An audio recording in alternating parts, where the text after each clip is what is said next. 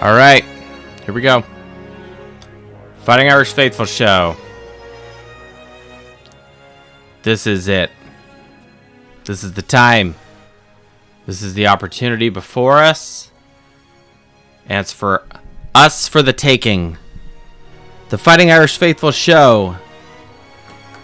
When I started this show, quick background. When I started this show in 2020, it was in response to a show that I had listened to that had stopped podcasting. And a year went by and I couldn't find the void to fill it. And so I said, fuck it, I'm going to do a show. 5 years in of doing a show, started in 2020 and here we are, 2024. I knew it was possible for Notre Dame to win a title, but there were many things the team and our program had to do to get to that point. And here we are. We are on the precipice. We are on the cusp. We have strapped up the armor. We have been tested by forge and fire, and we are ready to do battle against arguably the kings of the Midwest for a long time, the Ohio State Buckeyes. So it's time to go out to Georgia, out to Atlanta, and beat the shit out of them. Thank you for joining the Fighting Irish Faithful Show. I am Joe, your host at Faithful_Irish. Thank you for everything and all of our listeners tonight. This is volume 150 of all time. Season 5, episode 31. I appreciate everybody for joining us. We are fighting for the natty, and we are moving forward as a program, clearly.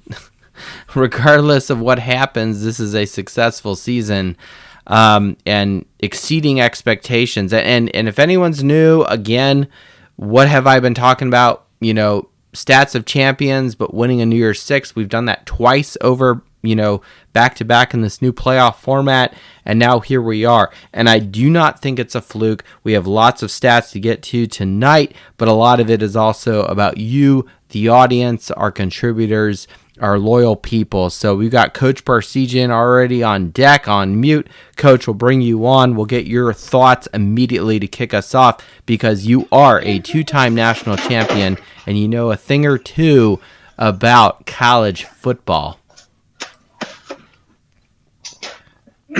Well, I'll just start off by saying the same thing I said to you earlier this week. I'm nervous. You're nervous. The nerves. I'm not nervous because Notre Dame isn't capable of doing it. I'm nervous because, again, as I've said in the past, which Notre Dame team is going to show up? Mm-hmm. This is a spot. Okay, Sugar Bowl, over. Orange Bowl, over. This isn't the Sugar Bowl. This isn't the Orange Bowl. This is not Georgia. This is not Penn State. This is a team that is better than both of them combined. Correct. I agree with that 100%. Especially based off of the last 3 games they have played. I question your last and most recent. We'll get into that later. That's kind of the keystone, cornerstone of my stat piece tonight. But I do agree that the way they pistol whipped Tennessee and Oregon is concerning. I didn't look too much at Oregon and Tennessee because honestly, I thought they were overrated. And I'm basing that off of my week in, week out analysis that I do, right? I look, the CFB Stats, it's one of my favorite websites, okay? It's where a lot of the input goes into this show. And when I'm looking at where Notre Dame is versus opponents and just normally I'm focusing on Notre Dame versus their opponent that week. Fair. But it's very and I'm seeing Notre Dame doing very well, which is excellent. Okay. But there are teams that I was seeing consistently that were also in the ballpark or better than Notre Dame, and Ohio State, Texas, Penn State were the other 3 teams that I was consistently seeing. IU a little bit too. But Georgia, no. Tennessee, no. Oregon, no. And that may surprise a lot of people. But again, we're an evidence and stat and numbers oriented show, and that's my thing. So I agree with Coach 100%. If Ohio State has a performance on offense, etc., of what they had versus Tennessee and Oregon, we are in trouble on Monday. My biggest thing is, from what I said yesterday on Twitter, are we prepared if Notre Dame loses? Now, one side of that argument, if not to be kind of a Debbie Downer, but no, I don't think that. I think you're being very realistic. It's par for the course if Notre Dame does lose. It's what they've done recent memory in the big game, in the championship game, whatever. I think that's what you're getting at. You're kind of tying back to the shit I've been bitching about for years about like Notre Dame can't win the big game. We've won 3 big games in a very short amount of time, and it's all of a sudden it's a lock. We got it, and it's like, hold on a second. This is still fairly new to all of us, having this kind of success. Yeah. Now, you can call it BK PTSD if you want. That's perfectly fine, and you're probably right. Well, I think it extends but a lot of people saying, farther than BK, but continue. But a lot of people saying, are you prepared if we win? Hell yes, I'm prepared if we win. That's all I've wanted the last 3 decades. That's all I've wanted my whole life. I mean, I guess, misery. Wife and kids, but shortly behind that, it's like, yes, wife, kids, no debt. On the college scale. Yeah. Of course I'm prepared to win. It's all I've wanted for that long. But again, 36 years. We are the Chicago Cubs of college football. And it's almost like a lot of people are the same, and they're the same ones that defended Kelly for years. It's like, guys, it's okay. We got there. That's not enough for me now. No, well, and I'm with you, but I want the title. As do I, Coach, and we're gonna talk about the numbers tonight. We've been very evidence based, and I kind of touch on this here and there, week in, week out.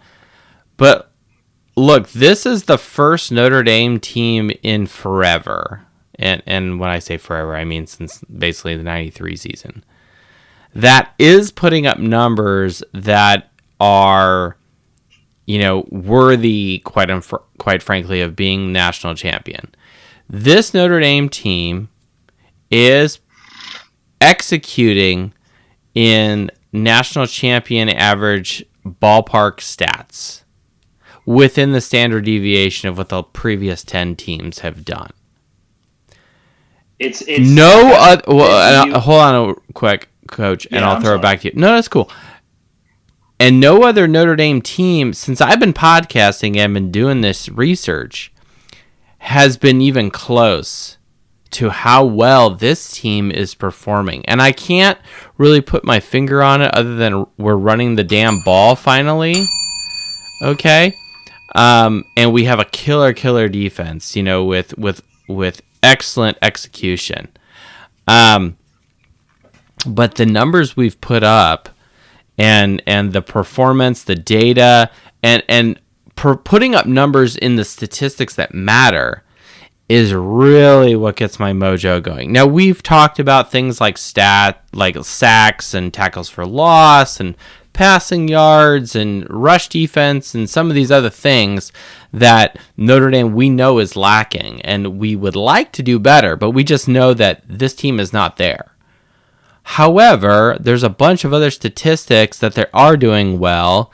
Yards per point, and they're, by the way, we're going to get to this later. There's a new stat that I looked at tonight. Now it's I think appropriate for the end of the season. I don't think it's appropriate for week in, week out, but I think it gives Notre Dame an edge versus Ohio State. Point I'm making is by the way, Notre Dame's better in said new stat than Ohio State, so spoiler alert.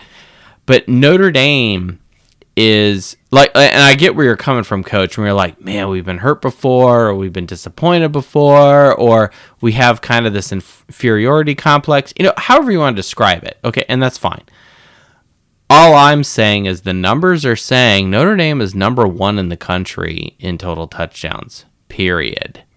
No one has scored more touchdowns in college football than the University of Notre Dame. We are 3rd in the country in turnover margin, plus 17. Ohio State's 44, by the way. You know what I'm saying? So we're 6th in the country in scoring offense. It's better than Ohio State, by the way. It's not better than national champion average of the last 10 years, and maybe passing has something to do with it, but everybody is lower than the last 10 years, quite frankly. Okay, so all I'm saying is the numbers behind what drives the show. This isn't me sunshine, rainbows, shooting, unicorns out of my ass or whatever. I don't even know. Don't read into that.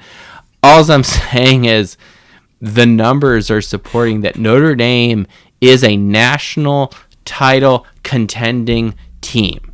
Now, Ohio State is too. And if you look at Ohio State versus Notre Dame, side by side, overall as the season goes, it doesn't look good. But there's hope, and I have a piece to address that. So, back to Coach. It's going to be a long show. I said this earlier this week to you. It's almost like, as far as, at least certainly with defense, you can compare this year's defense to the 2012 defense, and there are some similarities as far as just dominance, and especially in the red zone. Very dominant defense. But it's like this is a different Notre Dame team playing the same Alabama team that had one really bad game, but still just, when it came to the big game, lights out. That's kind of how it feels in a way. But because this is a different Notre Dame team, there's a lot more hope this time around than there was in 2012. Yeah, I would question some of the propers that you're giving to Ohio State in quote unquote the big game, because like a couple of things. Number one, they've lost the last 4 times against their fucking rival Michigan, and they lost to a ho-hum Michigan team this year.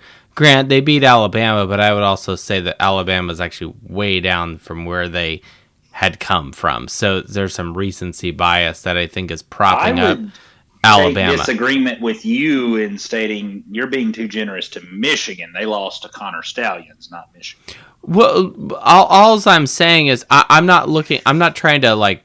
I hate Michigan, by the way. All right, they're my number 2 hate team behind USC. All right, so trust me.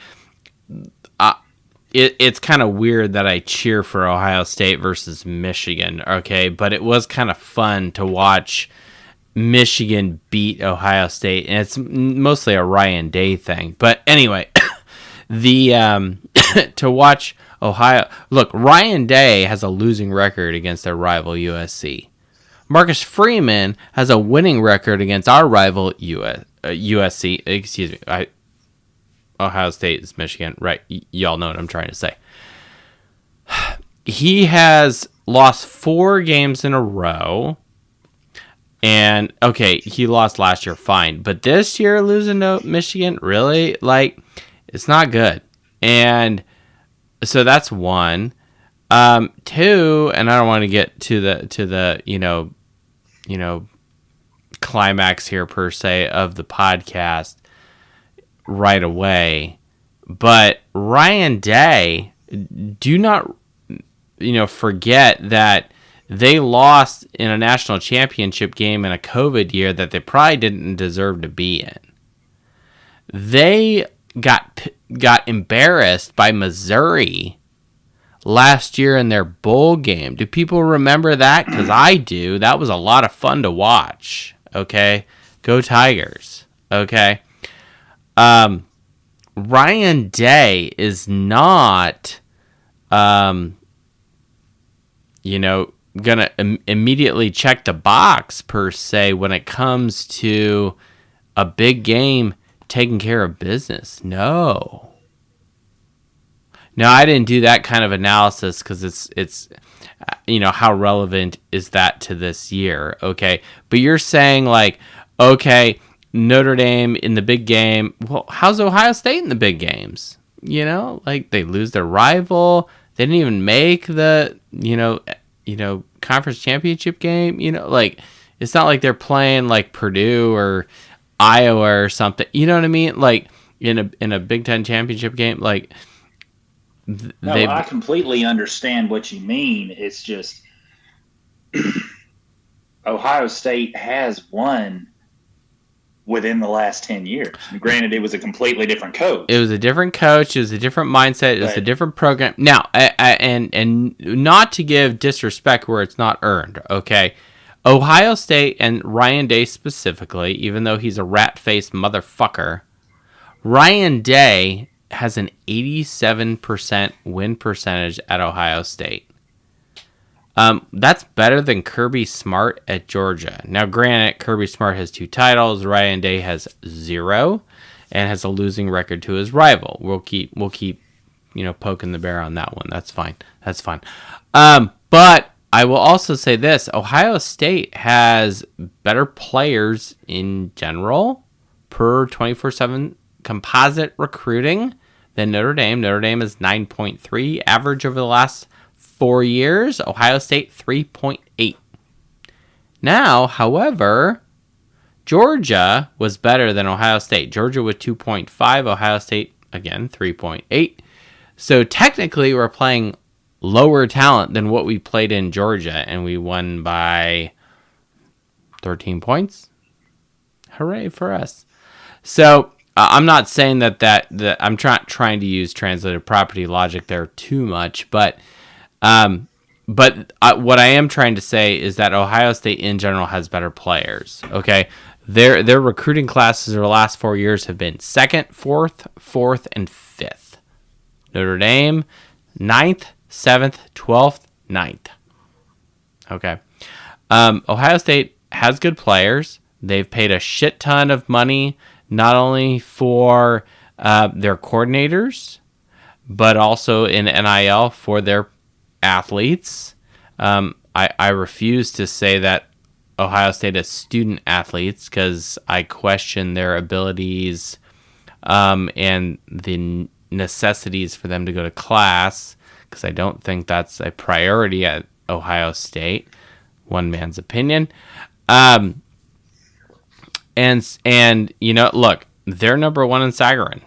They have the 20th ranked strength of schedule in Sagarin. Notre Dame is 2nd and 44th, respectively, in set stats. So it is what it is. Well, this has nothing to do with that, but it's been on my mind lately.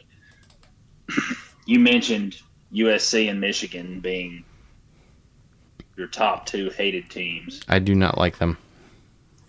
I work with a coworker who is from Detroit, Michigan fan.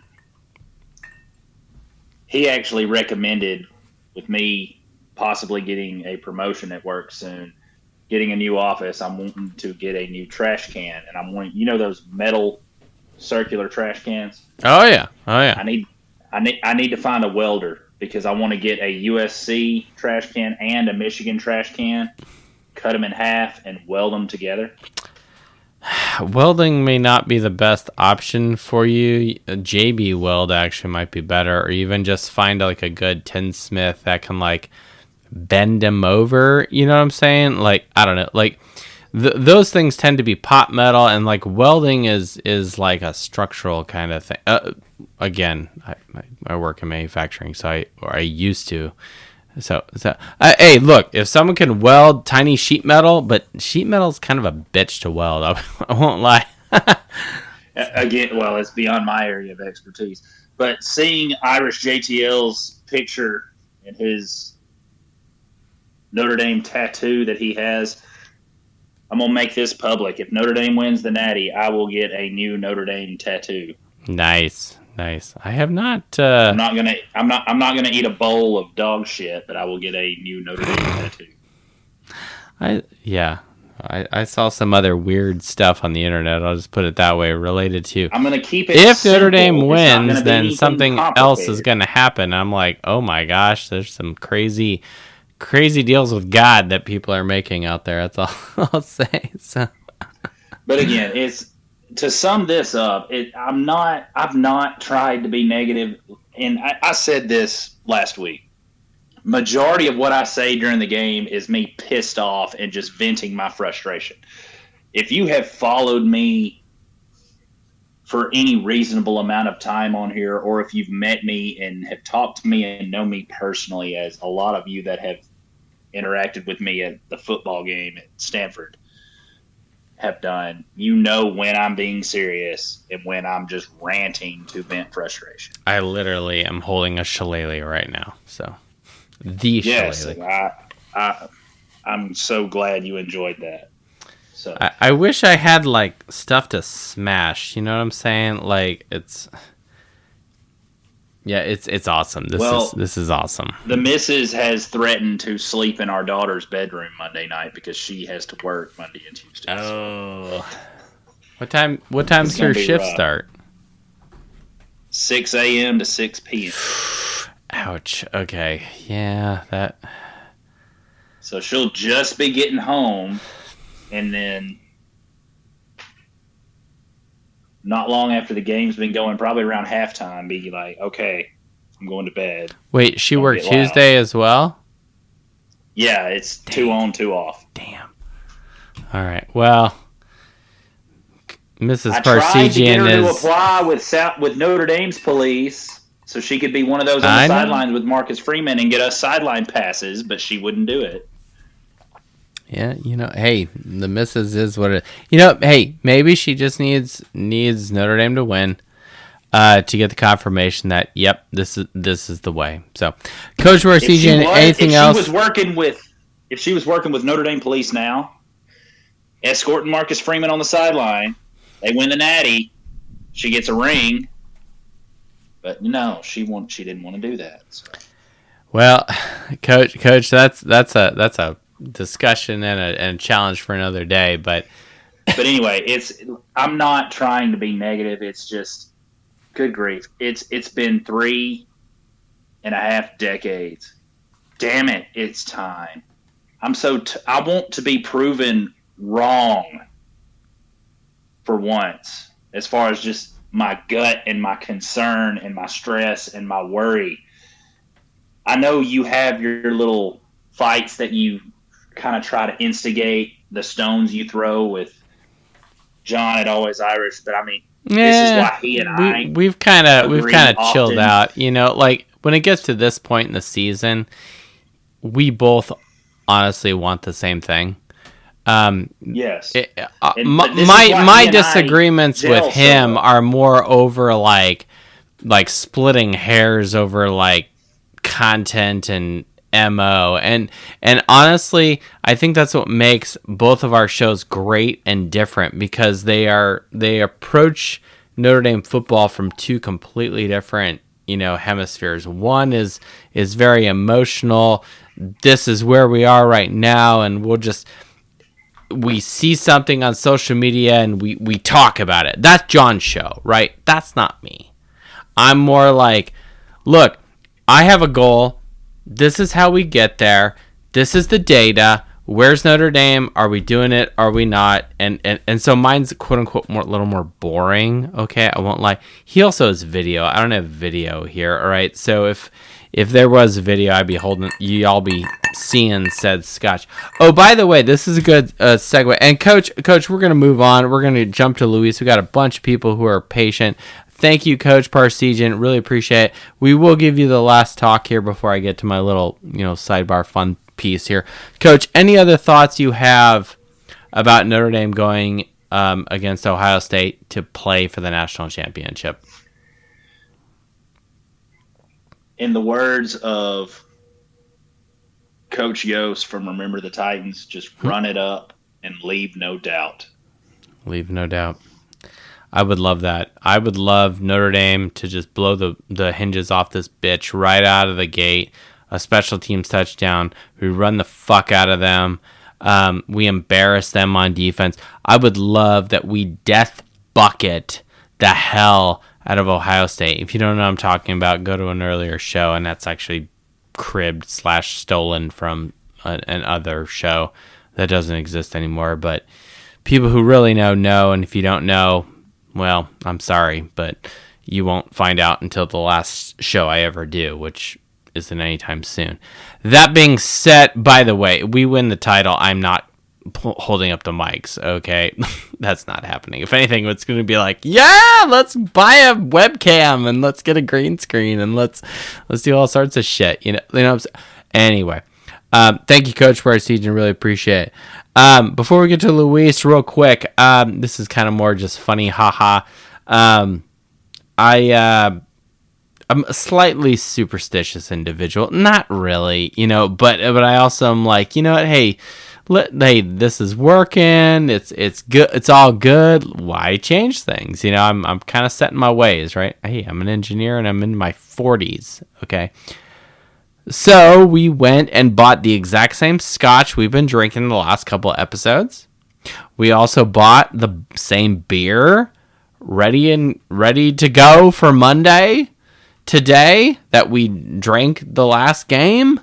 Probably might do chicken wings again, like what we did for Penn State. You know what I'm saying? Like I'm a creature of habit, and we're gonna do it. So Glenfouddry, a Speyside single Scotch in Caribbean oak cask, is our Scotch tonight. Cause why fuck with a good thing? We're not gonna do that. And we have, I know it's not the greatest beer in the world, but we are going with Killian's Irish Red, because that's what we had in the last game, and it turned out to be okay. So we're going to do that again. So Killian's Irish Red is a phenomenally good beer, by the way. It's great for the price you get. I will say that. It's not my favorite. I'm a fan of Smitty's. That was tempting me, but I'm like, no, that's not where we're going. So, but Killian's, hey, it's all good. Coach Parsegian, really appreciate you. Thank you so much. Well, let's jump over to Luis, because he is our front man. Hopefully he sent some messages to Red Snapper saying, where the hell are you at? But Luis, our front man, I am eager and anxious and excited to hear your input as Notre Dame is on the precipice. We are playing Ohio State. We are playing the Natty. We have made it to game 16. Currently, Notre Dame sitting 14-1. Ohio State 13-2. Luis, talk to me, brother. Well, I'm giving you guys a fair warning. This ain't the typical show you ready for, and it's about to get rated R, because this is where we don't hold back. That's and okay. I'm not gonna hold back. As long as we don't break commandments, GD and JC blast. But continue. I'm in that mode already. You hear the background? I don't know if you hear the background. Let me know if you hear that background. I'm sorry. What was that? I'm sorry. You need the Rudy theme or something, or what? What's going on? It's time to go, my boys! It's time to get ready! You don't hold back! You don't kiss ass! You don't wait for the last play! You go all out! Pedal to the metal! Ball to the wall! The hell with you! Ohio State! This is the time you meet your death with Notre Dame and our running game, and we will kick you in the fucking mouth! Get ready to proceed to hell! Now! Whatever the fuck we gotta do! This is our time! This is our moment! Do it now! not going to hold back. We're not going to be surrendering. We're not going to be telling you, well, also we could have, would have, should have been. We're going to go and fuck you the fuck up. All right, show's over. Thank you. No, just kidding. No, Luis, I agree 100%. There is no time but now. There is no time other than what is before us. This is it. Like, what's really crazy, as long as this season has gone, it's kind of hard for me to rationalize that regardless of what happens on Monday, there's no more Notre Dame football for the year. Like we have been blessed abundantly this year with Notre Dame football. We're playing game fucking 16. Now, I don't want to downplay like, oh, we're so great and hooray, we get to watch football, because that's kind of a wine and cheese kind of vibe. But we have earned to fucking be here. We have earned this position. We deserve to be here. We've beaten everybody but NIU on our schedule, and thank God that game was early in the season. But my point is, as time has gone on, we've taken care of business, and we've not backed down from the challenges before us, and we're climbing the mountain. And if we think that this next step in climbing the mountain is going to be easy, it's not. It's not. Ohio State's a very good football team, and I will not bullshit you. Hey, this is something I don't do on this show. We're very evidence-based. We're very fact-based. I'm not going to rose-colored, glasses bullshit you guys.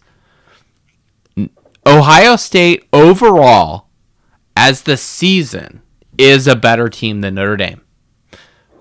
I don't like saying that, but they are better. Now, we'll go to Johnny here soon about Vegas and some of their nonsense that they're doing right now, because I don't think that's justified. But again, I'm very evidence-based, and I was like, I'm not so sure about this, and I was digging into the quote-unquote tough games that Ohio State had. We'll get to that, trust me. My point is, if I look at Ohio State overall as a season, they are probably the best team in college football, period. And then it's Notre Dame. However, digging deeper into some details, I'll just say it that way, Notre Dame can do this. But there are things they have to take care of. No turnovers, that kind of thing, in order to be successful on Monday. So back to Luis. But this is what I'm saying, though, man. Like, this is not the time to be a junior Boy Scout. This is not the time to be that choir boy. This is not the time that Ohio State was granted the national championship when as soon as they spend that $20 million. Well, you know what? It's time for us to take that $20 million and show them what we're all about. This ain't about what we could, statistics and all that. This is about grinding. This is about who wants it more. This is about what the hell you have to do to take something. I don't care if you have to steal it from them, but you got to go in there and show them that you don't give a fuck what they think and what they feel. You're going in there to kick the fucking ass and not give two rats ass about anybody else. And Ryan Day, I want you to know that if you want to do shit about it, well, guess what? This 99559 will kick you the fucking mouth for disrespecting my grandpappy of all pappies. I'm telling you that right now. We ain't gonna be sugarcoating nothing. We ain't gonna be doing any of that. We're gonna go pedal to the metal, ball to the wall. Take no goddamn prisoners on this. Go with everything that you dreamed of, all the pain that you suffered, everything that you've endured for the summer, the winter, the fall, the injuries. You play for your partners next to you. You play for your coaches. You play for your staff. And you play for your university. And baby Jesus, we'll go to confession on Sunday. But goddamn it, on this one right now, let us be the real motherfucking sandwiches. Yeah, I think Luis is summing up the emotion right now of where we're at as a fan base. We are on the precipice of doing what we want to do, but there's a lot of angst, and There's a lot of bad blood with the team out in Columbus. I won't lie. And you know what? You know They are what? I starting to didn't even. creep into my hate space here, and it's not necessarily, I think, because of them, because like Notre Dame really doesn't have a history with Ohio State other than like very very recently. Okay, which I'm not going to talk about until later, literally at the end of the show. But the all I'm saying is Ohio State and their coach just runs his fucking mouth. But they are a vulnerable team. And I think Notre Dame has had to climb a steeper, mountain to get to this point. From talent to injuries, as Luis pointed out. I think we have more fortitude and more heart than Ohio State. That's really what I'm getting at.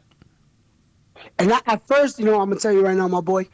At first, I was okay because I thought we were playing on house money. I really did. I said over the summer, I see us in the Final Four. I really did. I said that from day one. Now, to me, this is just a cherry on the top. This is not about me sharing what I want. Hell no, I want it all now. We're Yeah. here. We're here for a reason. We ain't here because we look cute and we look nice and all that. No, hell no. We got here because we sweat our asses and we bust our asses off to get to where we're at. And why settle now? Why change shit up now?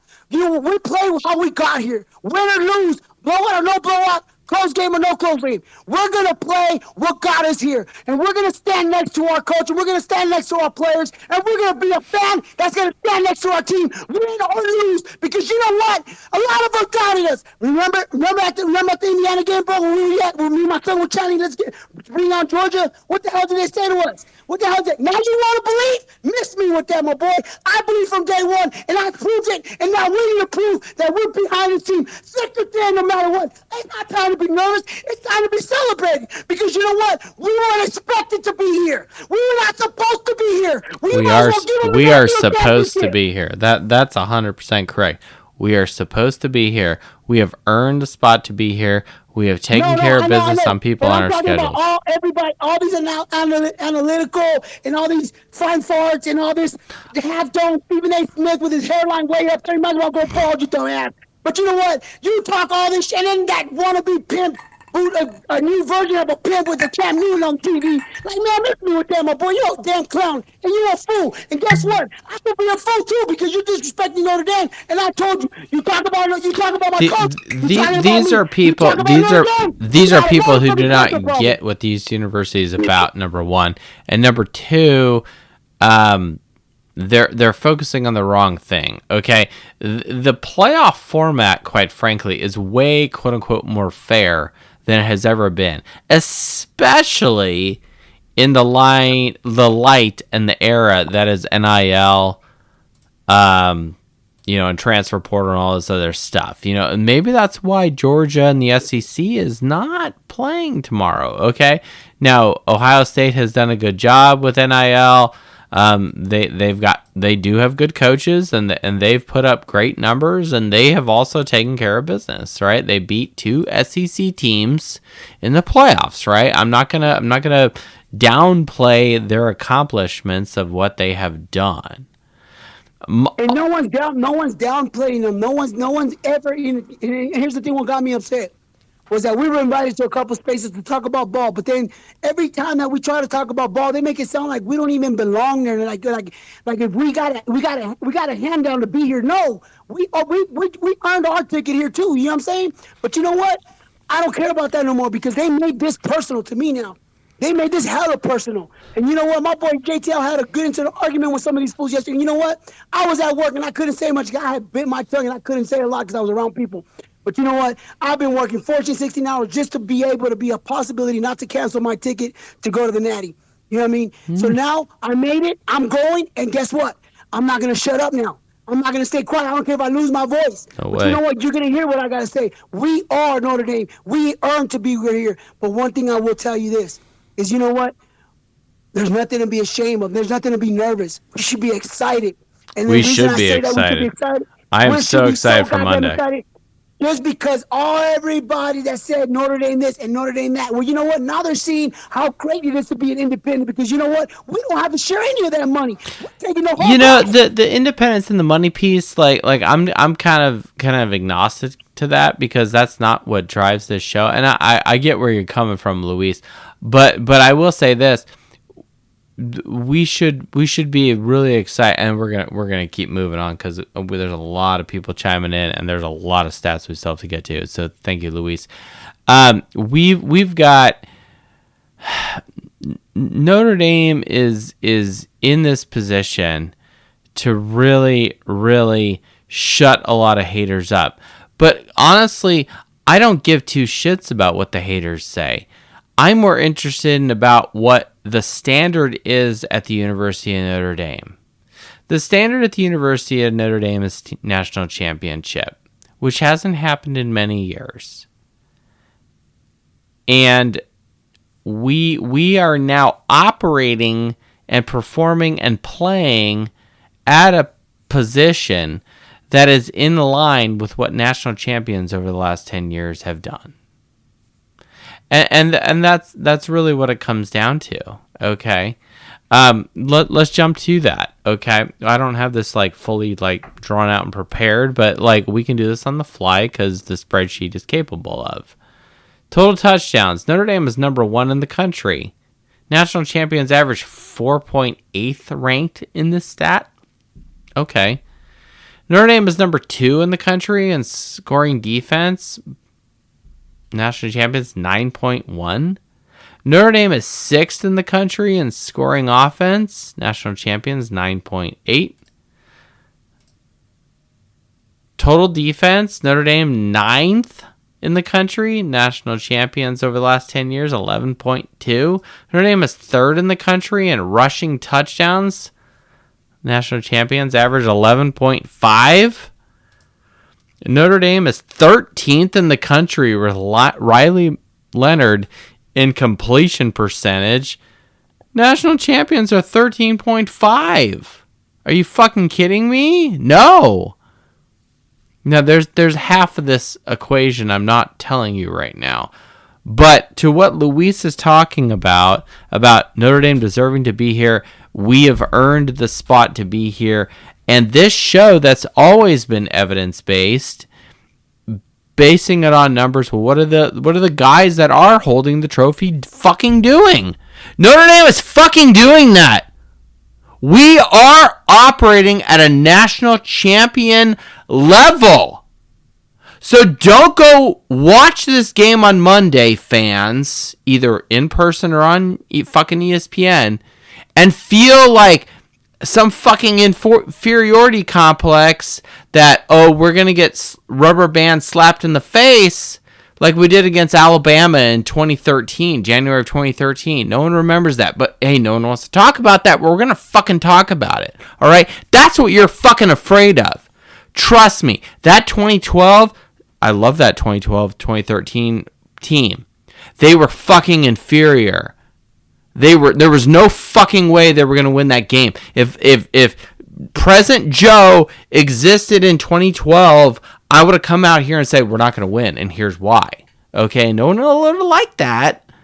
All I'm saying now is Notre Dame is operating at a level that is national champion caliber. Now, the caveat is so is Ohio State. And overall, as the season goes, Ohio State is actually better than Notre Dame. However, and before we get to this, we're going to go over to Johnny Boxing because we need to talk about the spread and that nonsense. However, Ohio State is also performing at a national champion level. They are a great football team. They're doing very well this season. It is no fucking surprise why Notre Dame is the underdog because they are doing very, very well. They've got great coordinators. They've got good stuff going on, cooking for them. So we've invited Johnny Boxing to join us, our insider sports betting friend. Johnny, if you are there, come off mute, hit the pink button in the lower left-hand corner. Join us, my friend. Hey, Joe, how are you, my friend? I'm great. How you doing? You all safe out there? Finally, there's been some challenges getting evacuated with 4 cats and a dog and stayed at a Motel 6 that gouged us for 3.25 a night. Mm, The winds have died down. We have a home. Things could be worse, but they could also be a lot better. But thank you for asking. I appreciate that. Oh, I'm glad. Stay safe, and I wish if there's anything you need, obviously, you got my number. Give me a call, Always. Johnny. What's the deal here? Ohio State, right, as of today, when I checked it, they so sidebar. This is the first game technically this season that Notre Dame is the dog. TeamRankings.com is giving Notre Dame a 41% chance to win. And but despite how close that is to kind of that 50-50 range, Ohio State is an 8.5 point favorite as of now when I looked. Yeah, the game opened up. I shared with you at +9 for Notre Dame. Good God. And there was a substantial bet at the Superbook. And when I say substantial, it was rather large on Notre Dame +9 from a very, very sophisticated player who's been around forever. So I thought the number was extremely inflated.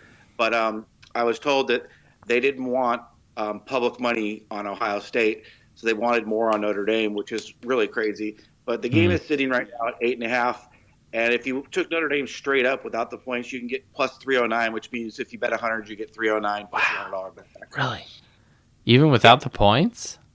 Correct. We call straight up or money line. Wow. So the action has been skewed a little bit. I talked to my guy over at Superbook, and he said it's been pretty much even. He said with the tick on Notre Dame. So the goal is to get 50-50 wagering, which you never get. Sure.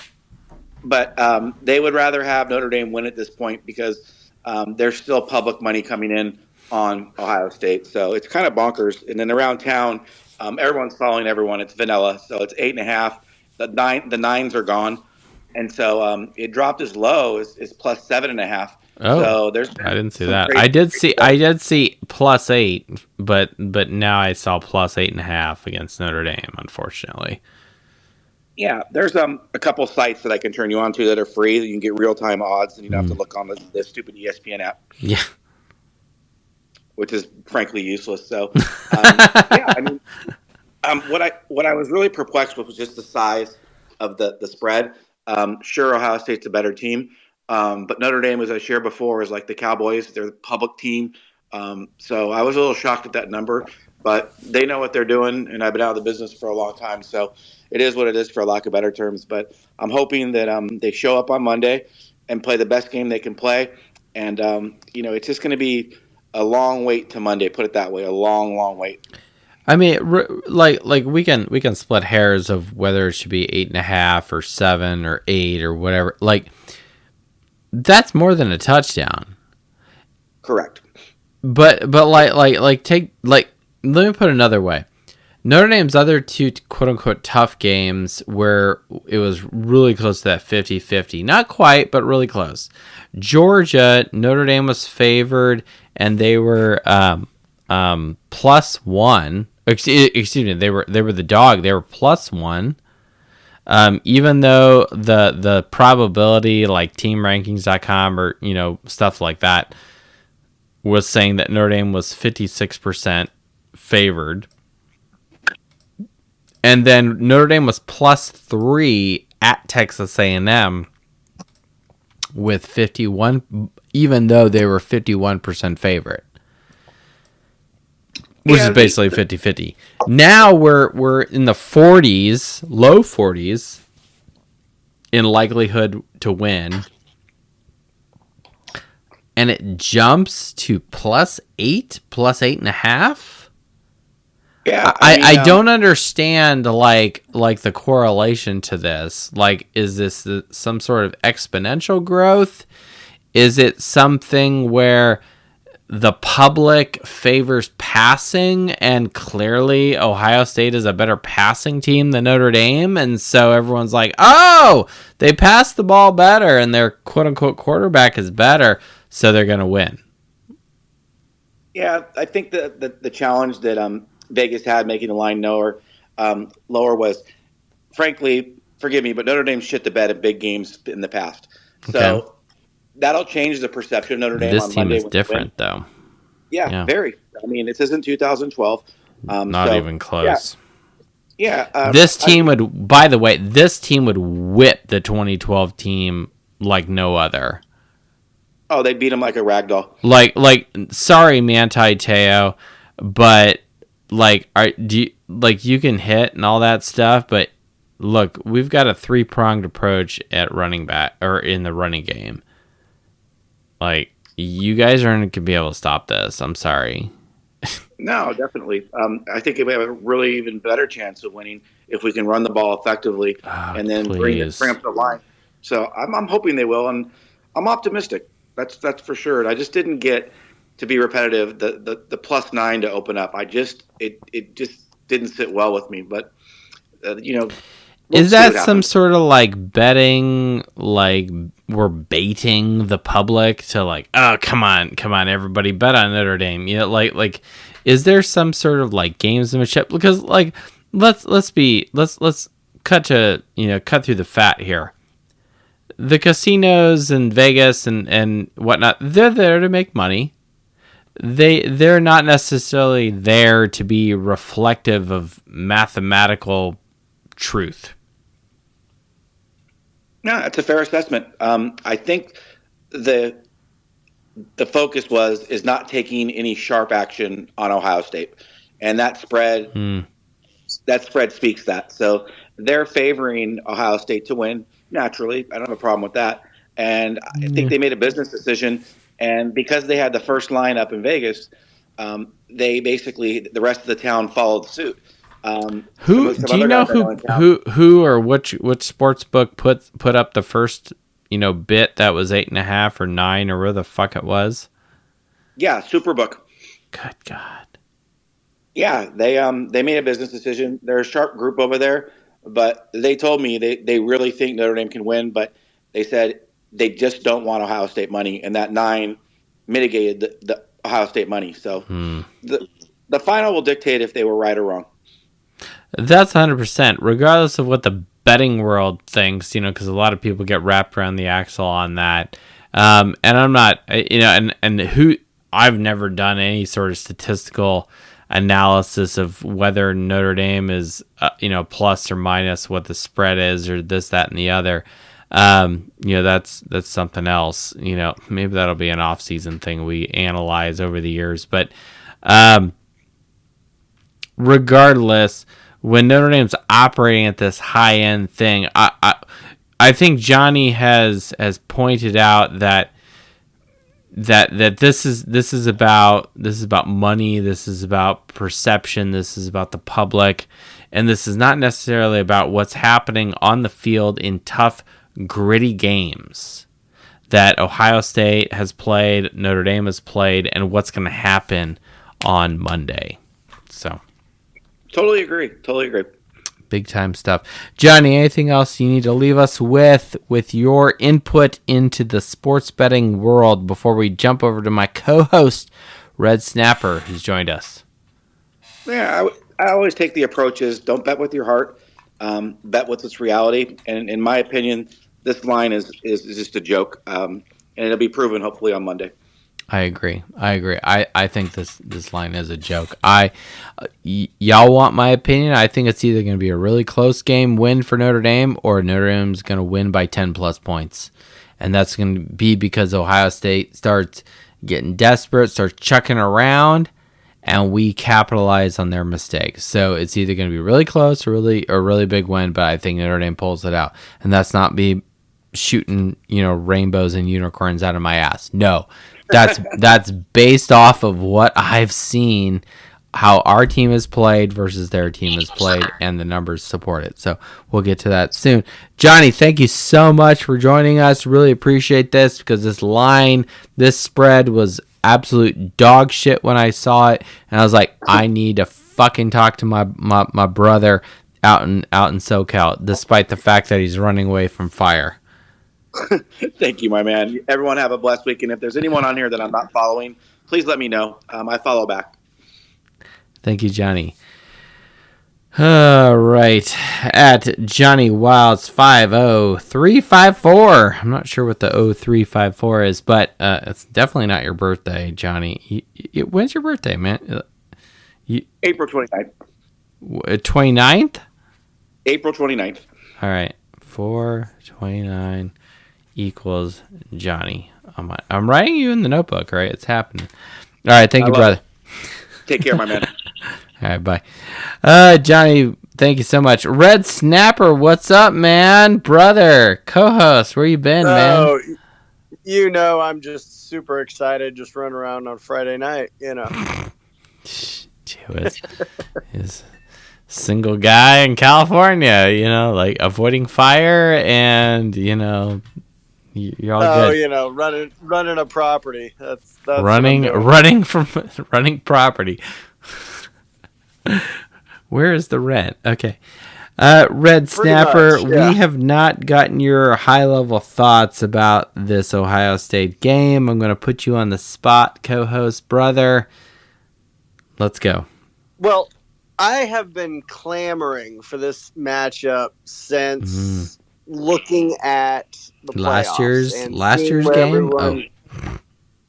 No, literally from when we knew we had to win every game to get into playoffs, and seeing where the national rankings were and trying to predict what the conference championships were going to be, and, you know, the potential of Ohio State and could we see them and where. And I was hoping it was going to be a first round. And, you know, then when they fell, I was like, we could actually see them in the national championship.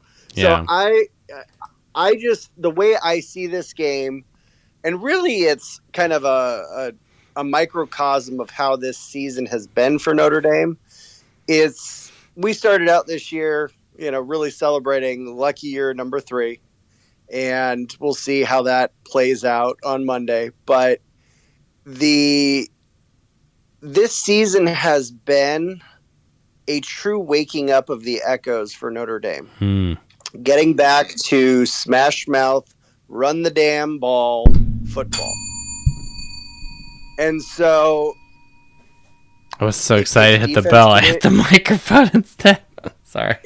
It takes defense to win championships, and we've got an amazing defense. We are playing solid in all 3 phases of the game. We have literally led the turnover margin in the entire college football by far. arena. I really want to talk about that. Turnover margin Notre Dame is plus 17. Yeah, Ohio State is plus 4. They're 44th in the country. We're 3rd. Come on, bring it. And not just the turnover margin, but the points off of turnovers. We also led college football. Yeah, so when you look at that discrepancy, that is a huge stand off the page. But when you look at the fact that this game is literally the last receipt that Marcus Freeman, as the head coach of Notre Dame, has to write the program for Notre Dame for the future. Yeah. His first big marquee game was against Ohio State. Yeah, that's true. His alma mater. Yeah, that's true. So his first regular season game. This game. Yeah. Oh, keep going. This game is the last receipt, the last echo that we need to wake up and exercise the demon of. And it has a nice kind of poetic end to really put Ryan Day, that rat-faced motherfucker, in his place. He's a rat-faced motherfucker. His own fan base wanted to fire him after Michigan. You know what I'm saying? It's funny, sidebar, and then I'll throw it back to Red Snapper here.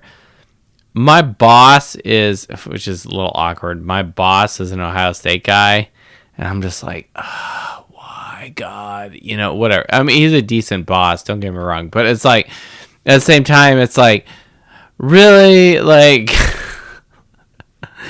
talk about exercising political correctness per se. But what I will say is, look, I got a wife, kids, mortgage, the whole bit. I'm not gonna, fuck all that up because of my Notre Dame pride. But at the same time, he throws a little bit out, I throw a little bit back, and it's all, very objective and stat based, and it's nothing, personal. So we good. But I think he's got a tough enough skin to understand and recognize that A, Notre Dame is legit this year, and B, Ohio State fans are fucking insane. Because I said to him, it's weird about your fan base. I said this straight to my boss. I said, what's weird is you guys, after your Michigan loss, were thinking of firing your coach. And here he is in the national championship.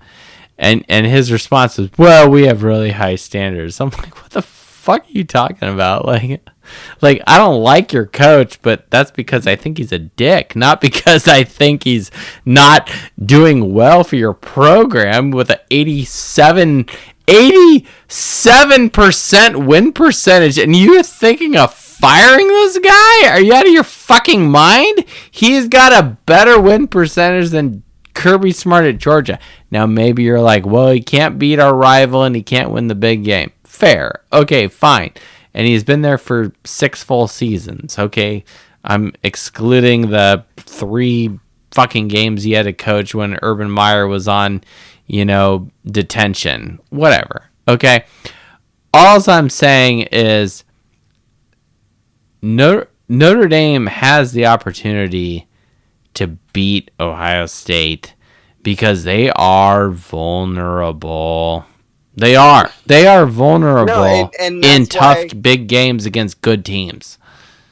And that's why this is the perfect championship game opponent. Yeah, they're the best. You want to be the best, you got to beat the best, right? To end this season of exercising demons, this is the last one. Mm-hmm. And it couldn't be more poetic. Yeah, okay, we got boat race by Alabama or Clemson or, whatever. And we've lost to Ohio State and on multiple occasions, which I will talk about at the end of the show. But at the same time, it's like we got a recent history with Ohio State. 3 years in a row now we're fucking playing them. It's like, you out of your fucking mind? We got to play this fucking team again?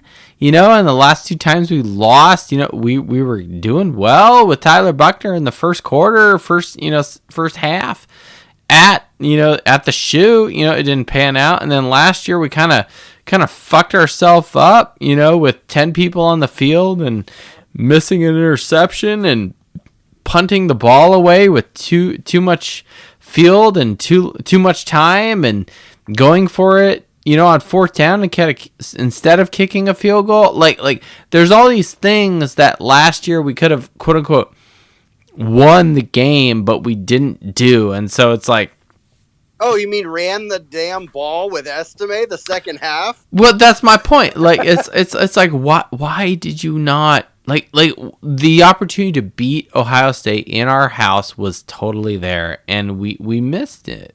Okay. And that's what I'm saying, is that's why this game is the perfect culmination to Magic Year 3. Yeah, I'm with you, Red Snapper. I think that to have the end of the season, regardless of the outcome, be against Ohio State, like look at these 4 teams. Like Indiana, they're kind of on the they're Johnny come lately, and Indiana did really well this year, so I don't want to take anything away from them. But like Notre Dame's a better team, through in and out. Georgia, Penn State, Ohio State, like those are your last 3 fucking games of the season. You out of your fucking mind? It's remarkable. So and we're in game 16. No other Notre Dame team, period. I'll say this. No other team in Notre Dame history has played more than 13 games. And we're entering game 16. And we have a 14-1 record today. The hell? It's awesome. It's awesome. 14 wins. When we beat Penn State, Notre Dame had accumulated more wins than no other team in Notre Dame history. Period. No, not percentage-wise. I'm with you guys. Okay, and now we're at 14-1. No, it was 13. Excuse me, 13-1 after beating Georgia. 14-1 today after beating Penn State, going into Ohio State. Sorry. Okay. I that's remarkable. That's really good. That's a long season, and I feel like I've taken it for granted that the season. It's almost my fucking birthday, Red Snapper, and here we are, and we're still playing football. It's great. It's amazing. All right, let's see here. Who should we go with? Irish JTL or Fivers? I feel like we should. 100%. No, let's get Irish JTL. Irish JTL. All right, Red Snapper's making the decision. Irish JTL and Fivers. We'll get to you real quick. Right after this, we're gonna pause all stats. I want to hear from you, Irish JTL. I really appreciate you, man. It's almost midnight here on the East Coast. What's up, man? Come off mute. What's up, man? I knew you were this. What are your thoughts, man? Let's go. This is it. Rubber meeting the road. I am extremely calm. I am calm. I don't see us losing. I just can't even. Man, I'm not even nervous. I don't know what to say. I'm usually nervous for these. I'm one of the old guard, probably in this space. I'm probably the oldest person, maybe Mike. Nah, Warrior 40's got you beat. I can guarantee you that. Sorry, John. Who? But Warrior 40. Who? Oh. I mean, I'm 45. No, Warrior 40's definitely got you beat, and I bet Jay's got you beat, too. Mike Sloan, maybe not. But regardless, I feel like I'm HR violating, something. So. It's ageism. No, I mean, I'm remarkably calm. Because here's the thing. I'm not superstitious at all. I have zero superstition. And then I look at Lou just turned 88 and he won in 88. And 100 years since our first natty. And the 3-year era, Leahy, Year Devine, 3. Holt. Like, it's just, there's so much falling in line. And I don't see us losing. I just feel like this team is so confident, and we're not going to beat the shit out of them. There's no way we're going to beat the shit out of them. I think it's going to be a fist what fight. What we're going to do, we're going to drag them into the deep water, and we're just going to slowly drown them. And like a crocodile. It's going to be a 21-17, 24-20, 27-24. 24-21. Yeah, I could see a 24-21 game. Yep. Yeah, and I'm remarkably calm. And it doesn't scare me because I mean, I've been on this show every week, and I've been remarkably calm since Navy. And I'm just calm. I just think, like, we're ready. The guys are ready. Jeremiah Love said we wanted Ohio State, and I wanted Ohio State. We all wanted Ohio State because that's the best of the best. It is the best of the best, especially this year. I think we're just fucking ready. And we're going to drag them into the deep water, and it's going to be a fight. And they want us to play man-to-man, and they're going to regret it because I think... Yeah, fine. Okay. Yeah, I don't Go know. ahead. I'm so calm. Do that because you'll throw 2 fucking picks against us, and one of those will be a pick 6. More to come on that. That's what I'm saying too. That's exactly where I'm saying. We were talking last night in the space, and they're like Caleb Downs, and Caleb Downs is an amazing talent. He can line up anywhere. He can play fucking linebacker. Caleb Downs makes plays. And in a vacuum over the course of a season, I would give Caleb Downs and Xavier Watts a toss-up. But when we're talking about one game and a player to force a turnover, to make a play, to have a pick 6, it's Xavier Watts. It's not Caleb Downs. And I just feel like Denbrock and Golden have things that they've held back. And I feel like we're going to surprise them a couple of times. And we're going to run the ball. And we got to run the ball.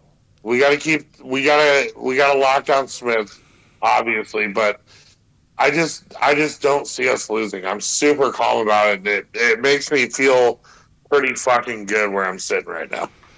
I'm with you, man. Like I don't necessarily have a calmness with this game because I do feel like Notre Dame needs to do things or avoid things per se to make this happen because Ohio State is a good team, and I'm trying to not, take away from what the Buckeyes have demonstrated.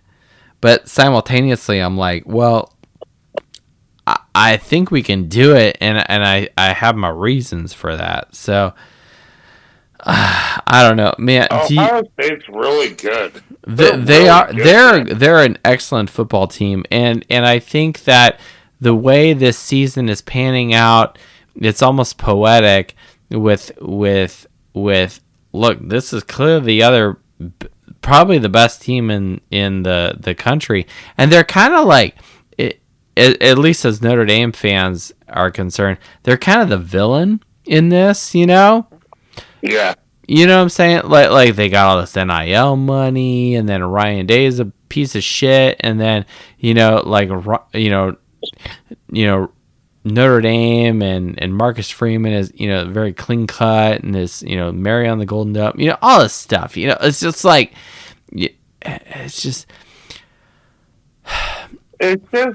to me it's like how much. So we come out against Indiana. They get the ball first. They don't really do much. They punt it to us. We get the ball. Riley immediately throws a pick, right? Yeah. And then Watts makes a pick. And then as soon as Watts makes the pick, Love takes it 98 yards to the house. And then we move on. We go to Georgia. And it's a physical, beat 'em up kind of fucking game. Yeah. Georgia gets out of their element, tries to pass inside the 10. RJ Oben, who's legit done nothing for us all year. Agreed. He has been quiet all season. Correct. He gets the strip. And then we don't run for a touchdown. We throw for a touchdown. And then we go to Penn State. Right. And then we go to Penn State where, we get down 10-0 early. We come back, and Jelly comes in, gives us a boost. We get a field goal. Harrison takes one to the house. Mm-hmm. And, it's just no matter what, when the offense has to make a play, they do. When the defense has to make a play, they do. When special teams has to make a play, they do. And it just seems like the Holtz, Lou turned 88. He won at 88. The 100 years since our first natty, the 100 years of the Four Horsemen. Yep. The 3-year Leahy Divine era Holtz. It just seems like I'm so calm because everything's just falling into place. And I see Ryan Day trying to out-soft Lou Holtz and calling a bad game. And I think we just end up getting it 27-24. I just feel calm about it. I feel like that's the way it's going to go. I would be perfectly fine with that, and I have zero disagreements. Well, Jason, really appreciate you very much. We're going to move on to Fire, who's been really patient, and we want to give his opinion. We do need to get to some of our stat piece, but I also know that a lot of our people, all of our loyal contributors, have many things to say or want to say.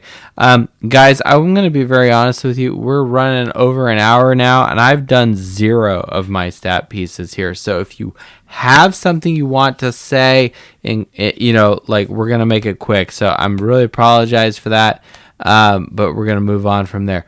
Fivers, what's up, man? We're going to go to you because I know you've been waiting. Fletch, I see you. What's up? You're the only one that right now is requested.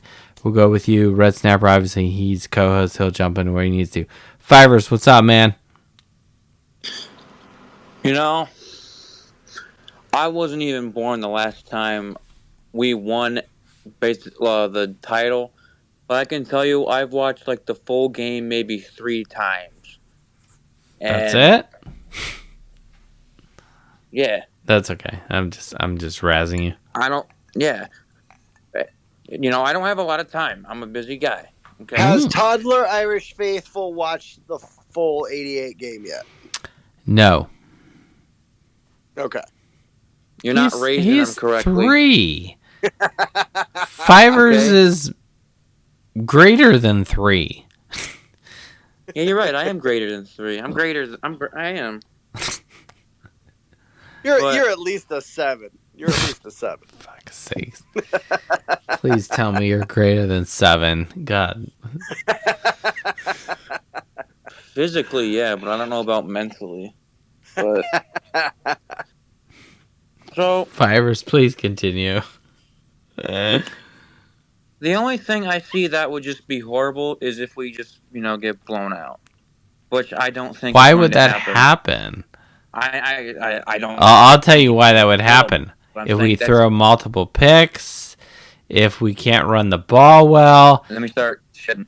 If we have shitty coverage in secondary, yeah, of course that could happen. That has not been the MO of this team.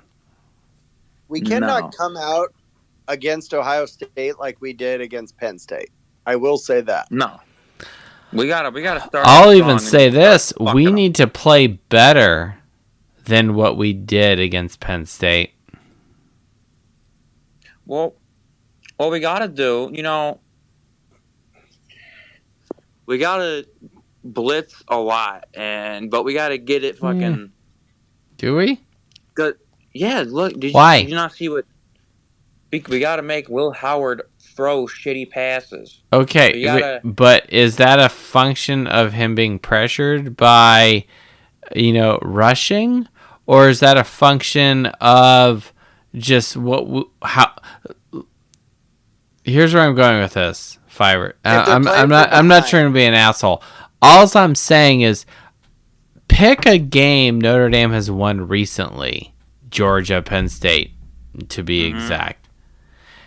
Both of those games, Notre Dame has not been the, quote, favorite in sacks and tackles for loss.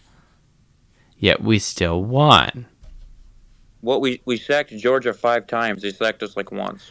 I got 4. They got 1. You're correct. So we're in the neighborhood. Penn State was not the case. We got 5 sacks against versus our 1 against them. So Penn State kind of owned us. All I'm saying, and I'm not saying that's inconsequential, but all I'm saying is, and surprise, surprise, Ohio State is better than Notre Dame in sacks and tackles for loss. Okay, fine. I don't care. So is there like a ton of other fucking teams in college football. Same with passing yards and total offense. I don't care. I really don't care. And I'm not trying to be an asshole to you, Fivers. Don't get me wrong. All I'm saying is sacks is not how our defense is built. It's really not. It's about assignment football. It's about bracketing and pinning the receivers in a position that's no win. And flat out stopping the run position. And Jim Knowles is not an idiot on defense, and neither is Chip Kelly an idiot on offense for Ohio State. But our offensive coordinator our defensive coordinator are not idiots either.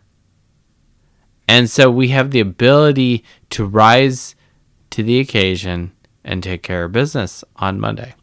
That's Well, it. I mean, it's Our kind of defense is definitely a disciplined assignment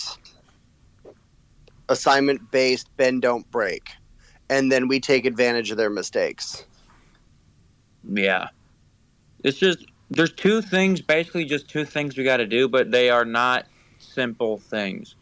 We gotta basically just kind of shut down Jeremiah Smith because he's like the only receiver that I've like actually heard a lot about. I'm sure their other receivers are pretty good, but we gotta shut him down and then just stop the run. Just do what Michigan did, and then we win the game. Shit. If our team shuts them down the way Michigan did, or even fucking the way Nebraska did, Nebraska should have beaten Ohio State this season. I'm dead fucking serious. Okay, and more to come on that. Trust me, man. If we play like that and Ohio State plays the way they did in those games, shit, we good. We good, man. And I think that's totally possible because they Ohio State fans and the team isn't really they want to win, but they don't want revenge like Notre Dame wants revenge. You know? I don't think they're taking us seriously. I think they're going to underestimate They've us. never taken us seriously. And to their, I don't want to say credit, but to their, I'm going to my source here, sorry. This is where Red Snapper needs to jump in. But Ohio State, they that's definitely haven't had a reason to. I guess well, is that's the best way to put it. yeah. Like if we look at the game log here between Ohio State, we played them 95, 96, 2006, 2016. It was really the 2015 season. Fine.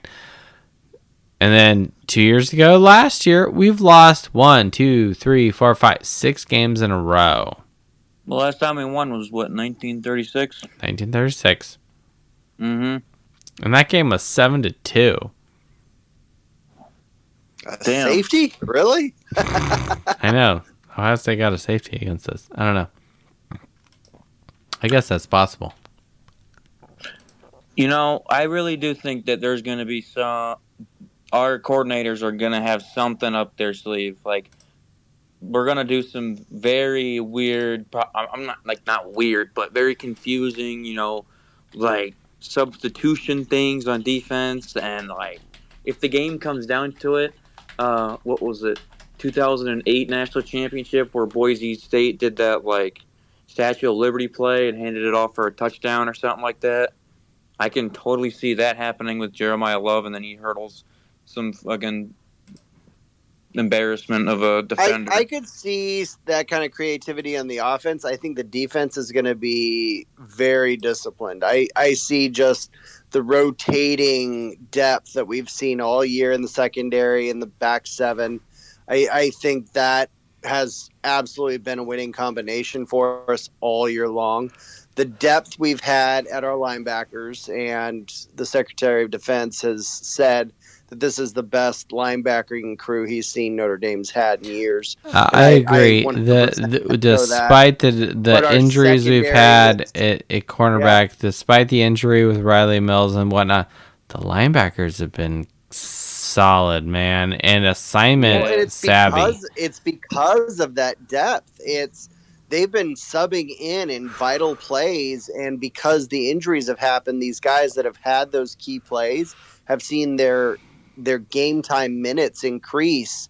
And so it's okay, who's the next guy getting that 5 minutes while the other guys are getting a break. That's just the little bit of exposure those guys have been able to grow and progress within the season because of those injuries. But that depth and that rotation has allowed them basically on the job training to step in and not miss a beat. But you've got a beast in Kaiser. You have some cornerstones, with Xavier Watts and Cross. So you've got some serious cogs that are leading a very, very talented youth in that depth chart. And that's why this defense has literally just continued to click on all cylinders. We're doing well. I think you also got to give credit to Al Golden on that, because if we had like any other defensive coordinator, I don't think our defense would be as solid as it is right now. Oh, 100%. Fair. 100%. Very That's fair. the scheme. That's his route. That's his game planning. Is he wants his guys fresh, so he's got a high rotation. He's got a lot of involvement.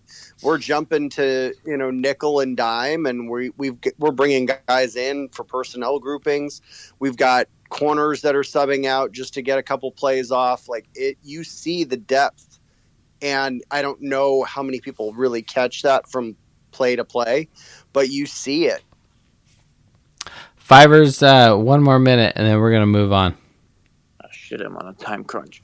I'm gonna say if like say no one got injured this year, which like at least one person gets injured every year, but if no one got injured on like any side of the football, by the end of the year people would say that we could crush 2019 LSU. Nice. I truly believe if we were a fully healthy team, we'd fucking put up 40 points on them. I mean, Joe Burrow and Jamar Chase are fucking phenomenal, but if we had Benjamin Morrison and fucking Xavier Watts out there, you'd wouldn't throw 2 touchdowns, you'd throw at least 2 picks. What's wrong with Xavier Watts? Nothing. Well, you made it sound like he was injured.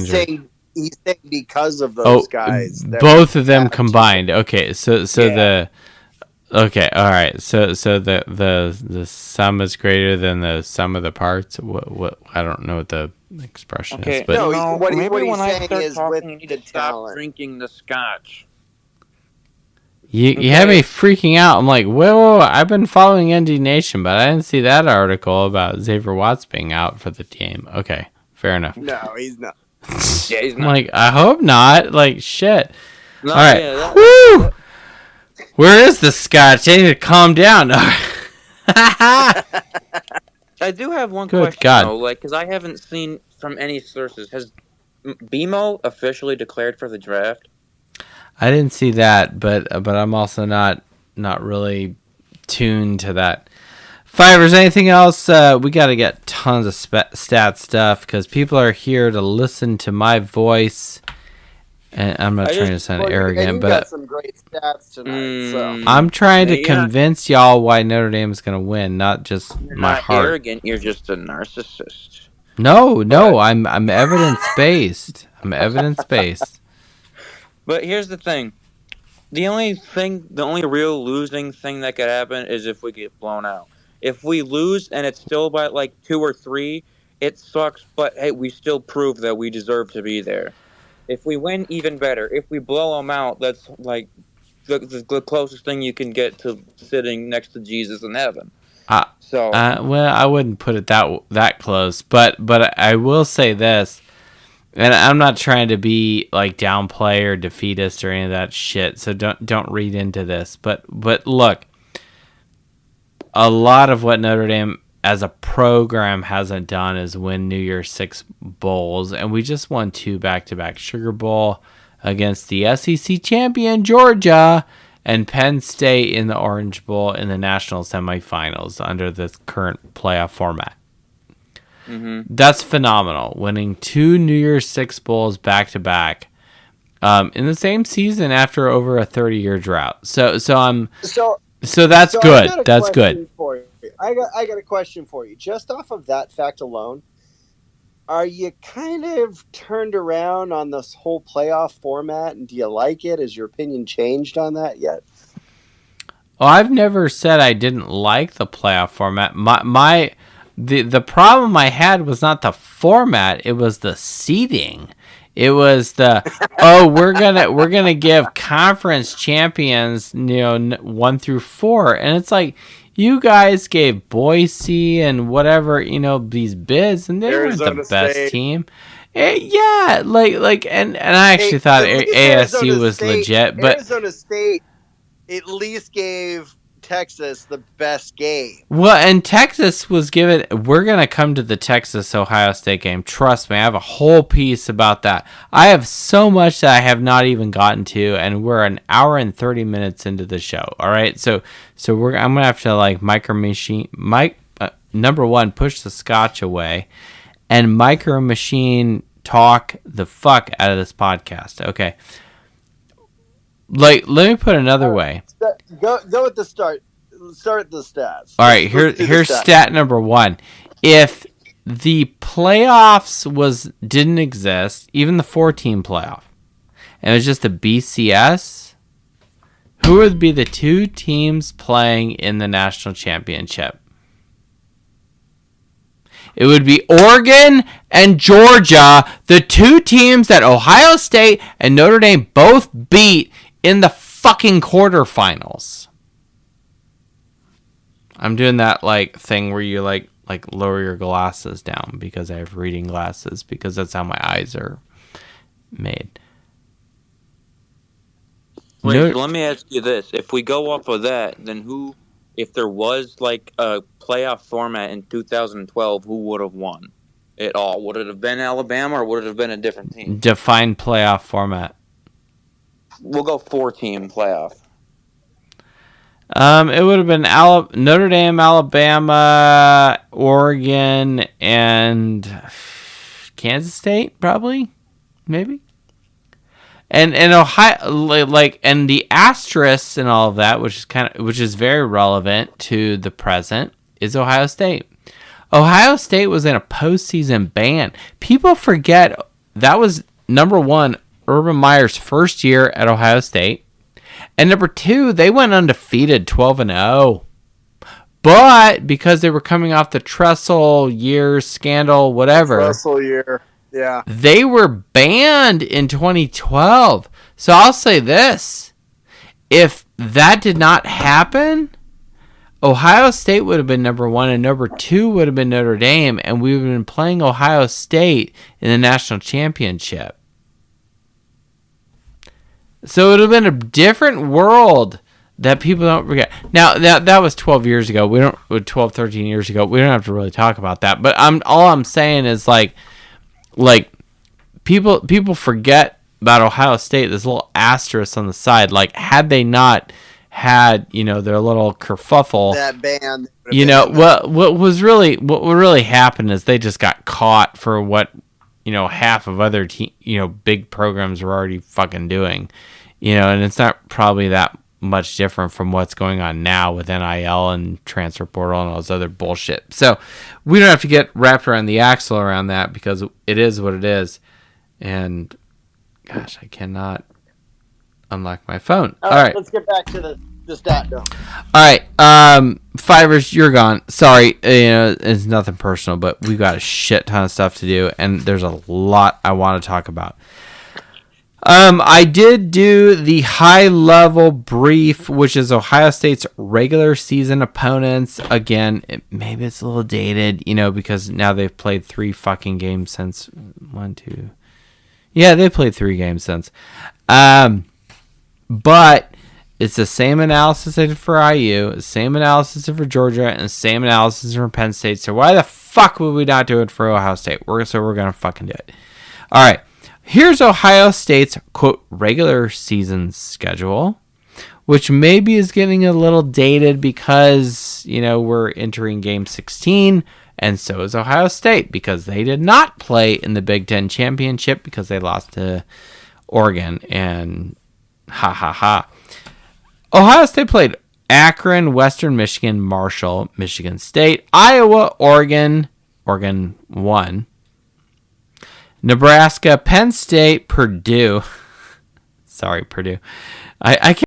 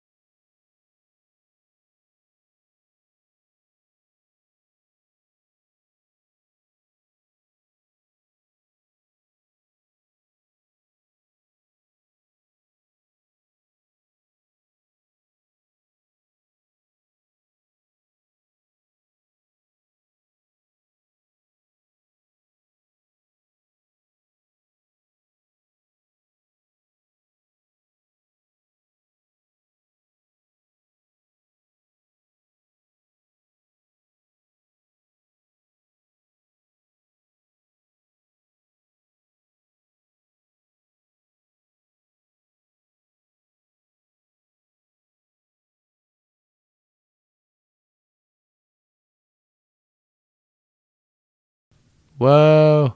All right. We stopped Audacity for a second. All right. We good. We good? We good. Sorry about that. Purdue, Northwestern, Indiana, then Michigan. Ohio State's average margin of victory in all of those games is 24.6 points. The average record of those opponents are 7 wins, 5 losses, flat.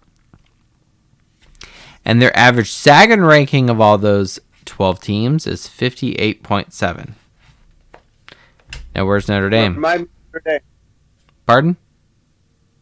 Remind me Notre Dame's. All right, here's Notre Dame. Notre Dame, the margin of victory is better, 26.3 versus Ohio State's 24.6. But the record of said opponent is 7.0 and 5-0 wins, losses for Ohio State. Notre Dame 6.8, 5.9.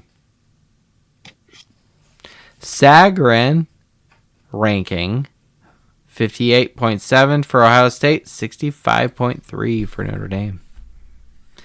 So, Sagarin is putting Ohio State's strength of schedule at 20, Notre Dame 44.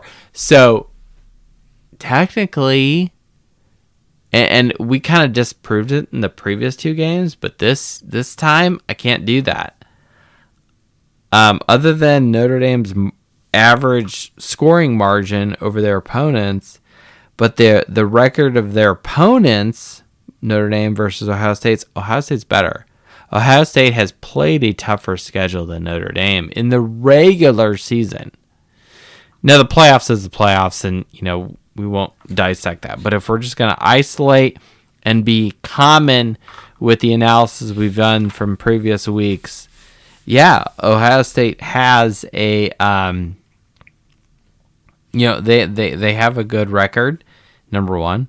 They had a worse regular season record because they had 2 losses. But the strength of schedule, the quality of wins of their opponents in aggregate is better.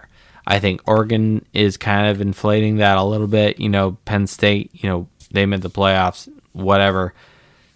But it doesn't change the fact that that's what happened. So I'm not going to take that away from Ohio State. All right. Here's the deal. I put a post on X, on Twitter, and if people follow me, I'm watching Notre Dame, Penn State, right? And I'm like, all right, we win. Okay. I then also watch Texas, Ohio State. The score was really, really close for a good part of that football game. And I put a post out there on X, and I said, hey, I'm watching this game. I think Notre Dame's got this. Now, here's why I say that. And I've gone back and really scratched the surface and really looked under the microscope at this game. At halftime, Ohio State's up 14-7. And then but it's 14-7 at halftime. It's like such a close game, which is a huge departure from where Ohio State was, at most of their games.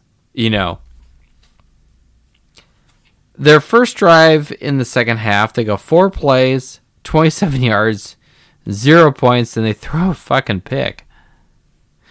Ohio State's second drive in the third quarter, 3 plays, 9 yards, no points, they punt.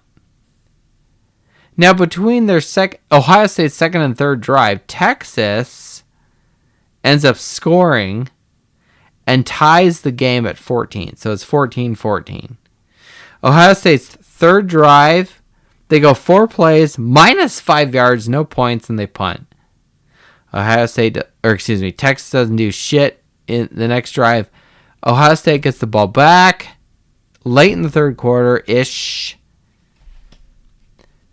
It's their fourth drive. They go 13 plays. They finally put shit together. They go 88 yards, and they put 7 points up, and they get a touchdown. And it takes about 7 minutes for them to do this. So now Ohio State's up 21-14. In the following drive, Texas, in 4 plays, gets into the Ohio State red zone. By the 9th play, Texas is on the Ohio State 1. Now, Texas is down 21-14. They're on the Ohio State 1-yard line. They shoot themselves in the fucking foot. Between bad play calling, shitty execution, a minus 7-yard run, it eventually becomes a 4th and goal situation for Texas. And there's a little over 2 minutes left in this game. Fortunately for Ohio State, and credit to Ohio State, they did a fine job here. They got a strip sack, and a scoop and score. So they took a 21-14 game down at their own 1-yard line, where they're like white knuckling the fuck out of this game, and turn it into a 28-14 game. It is the best possible outcome you could possibly ask, other than maybe a pick six. They're kind of equivalent in my book. Strip sack, fumble, return, pick six. It's the same. Okay? That fact alone makes me think that Texas they had some shitty. They had a run up the gut, which was like, you're in shotgun and you're handing it off. Like, get under fucking center and hand it off, Texas, you dumbass. Why are you making your running back run 7 to 10 yards before he even hits the fucking line of scrimmage, you idiot? And they didn't do that, okay? Then they try to think they're faster, and they run a fucking sweep. Are you an idiot? You ran from shotgun? Don't do that from the 1-yard line. Jump over the pile. Do a fucking screen pass, fade to the corner. Anything. So I think Texas shot themselves in the foot. And that's not to take anything away from Ohio State.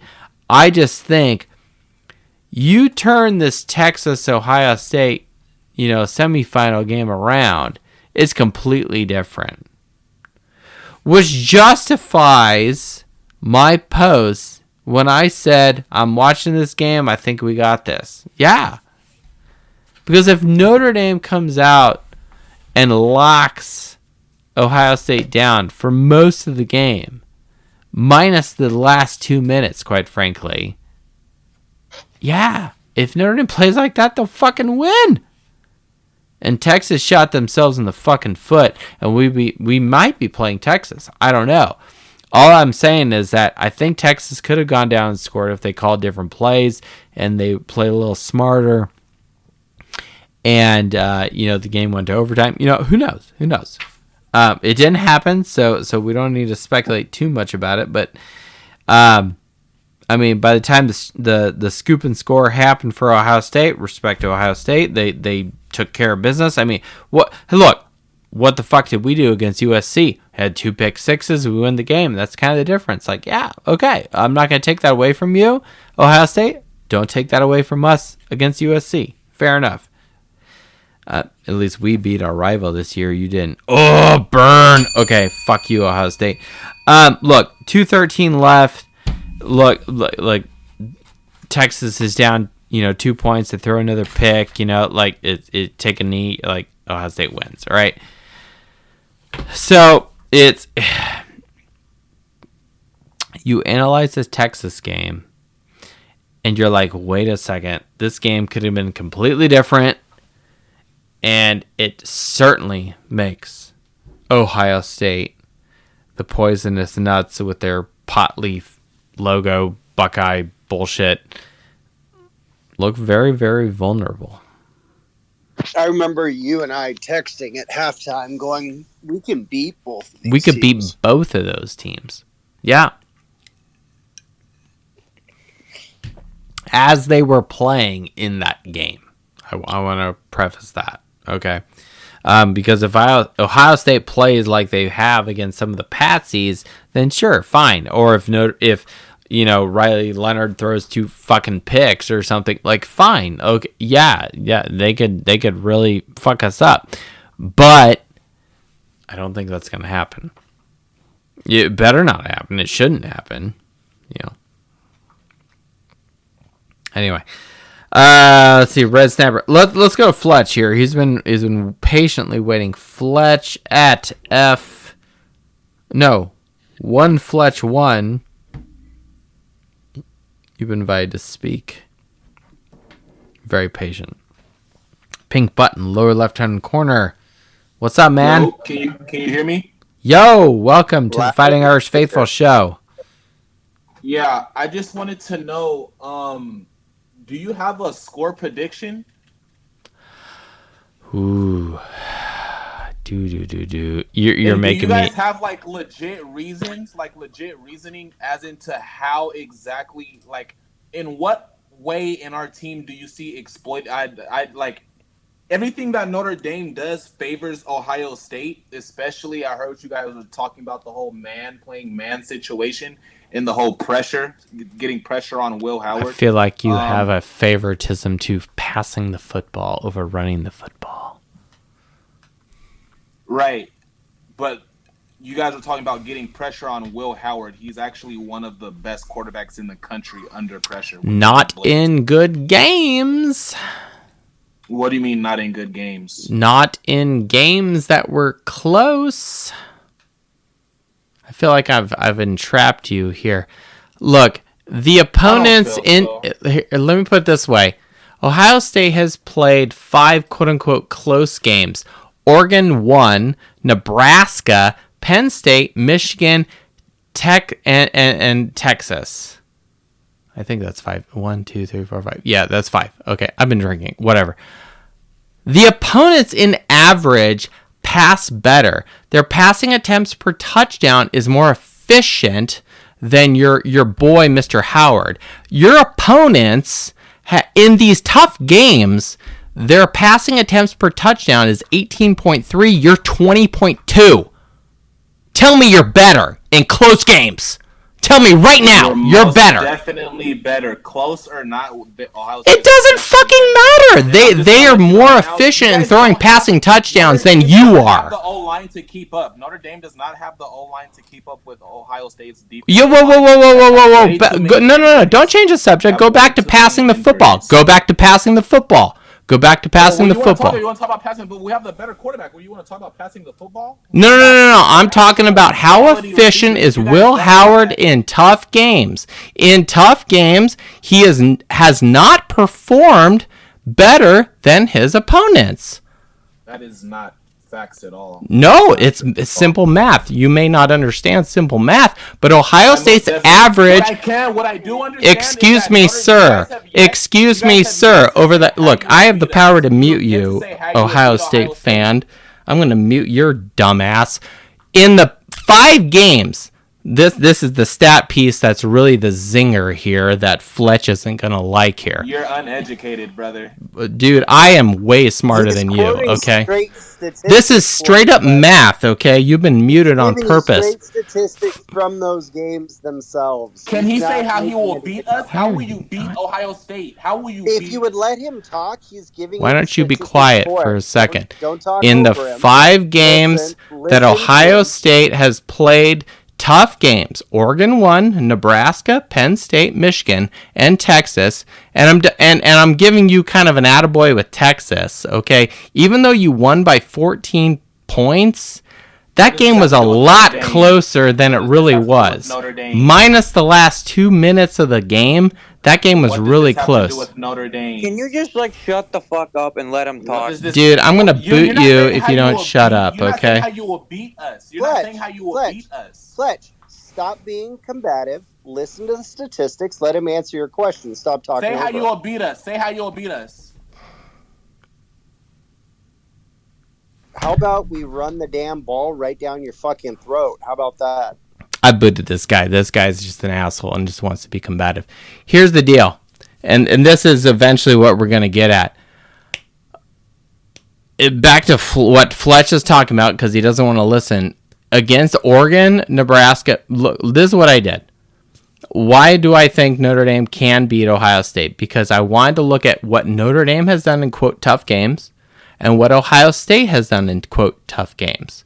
And I include Texas as a tough game because that game was extremely close most of the game, minus the strip sack fumble, play that happened. And credit to Ohio State. Their defense came through, did what they needed to do to win the game.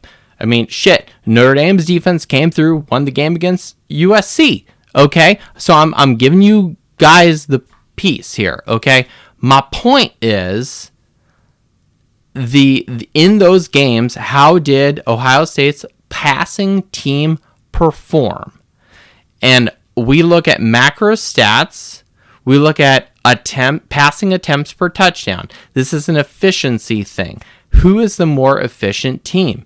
In general, in these 5 games that Ohio State played, their quarterback, Mr. Howard, which may, be a little sting against Ohio State games. Oh, you said something bad about my quarterback, and now you hurt my feelings. Shut the fuck up. Ohio State has not performed better in general passing versus their opponents in these tough games, including fucking Nebraska.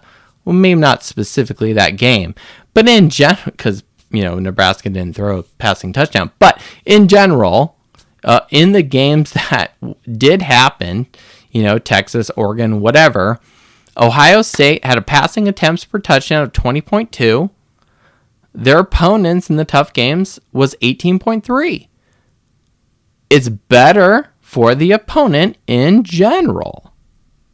Okay? Now, does that necessarily translate and mean that Notre Dame is going to have a better passing attempts per touchdown than Ohio State? I don't know. They haven't played yet. Okay? And the only common opponents they've had is Penn State and IU. And I was not going to do an analysis of Notre Dame and Penn State and IU. And I wasn't going to do that analysis because that is inconsequential. I wanted to look at high level, close games, Ohio State, close games, Notre Dame. How are you doing when you're under pressure and not when you're playing, some MAC team or whatever. Oh, wait, Notre Dame lost to a MAC team. What am I saying? Actually, we beat Purdue, a Big Ten team, by more points than Ohio State did. So, now granted, that's the same transitive property logic that IU fans were trying to use against Notre Dame, but that's a whole other story altogether. So, all right, let's move on. Jimmy Joe has been requested to speak. We'll bring him on. Jimmy Joe is here. You there? Hello, this is such an interesting discussion. Oh boy, when you get down to the very end, all the enemies come out and all the people go, oh no, why is it that not so good? It's funny. What's the advice from your parents or whatever? It's like nothing good happens after midnight. I feel like every time the show goes after midnight, we get the biggest assholes from other fan bases jump on that are completely illogical, unfactual, and don't understand and are unwilling to listen to basic mathematics and statistics. Well, the that one jump thing on. is, I don't have a problem with them being passionate. You can be a fan of your team, just don't be an asshole. But be patient and have a conversation. How about you just listen? You have 2 ears, one mouth, right? This is advice from your grandmother, right? As I interrupt my own brother, but continue. Well, I am only the co-host, so I wouldn't say that. I know my lane. Oh no, Mr. Irishman, you should let your co-host talk more. You just keep going on and on and on sometimes. Fair enough, Jimmy Joe. Appreciate it. Jimmy Joe, we brought you on. We're kind of taking a break from the statistics. We kind of broke down the Texas game. And again, respect to Ohio State. They took care of business when it was necessary, when they had to. But that game was very suspect. They were falling into we may lose kind of situation real quick here, and had Texas called a better offensive game plan, I'll tell you what, I think the game could have been different, and Notre Dame could have been playing a different team in Atlanta. Oh, no. I have a very good feeling here. I would like you to tell Mr. Rudeman who called, what is the character of his coach? What kind of team person is he?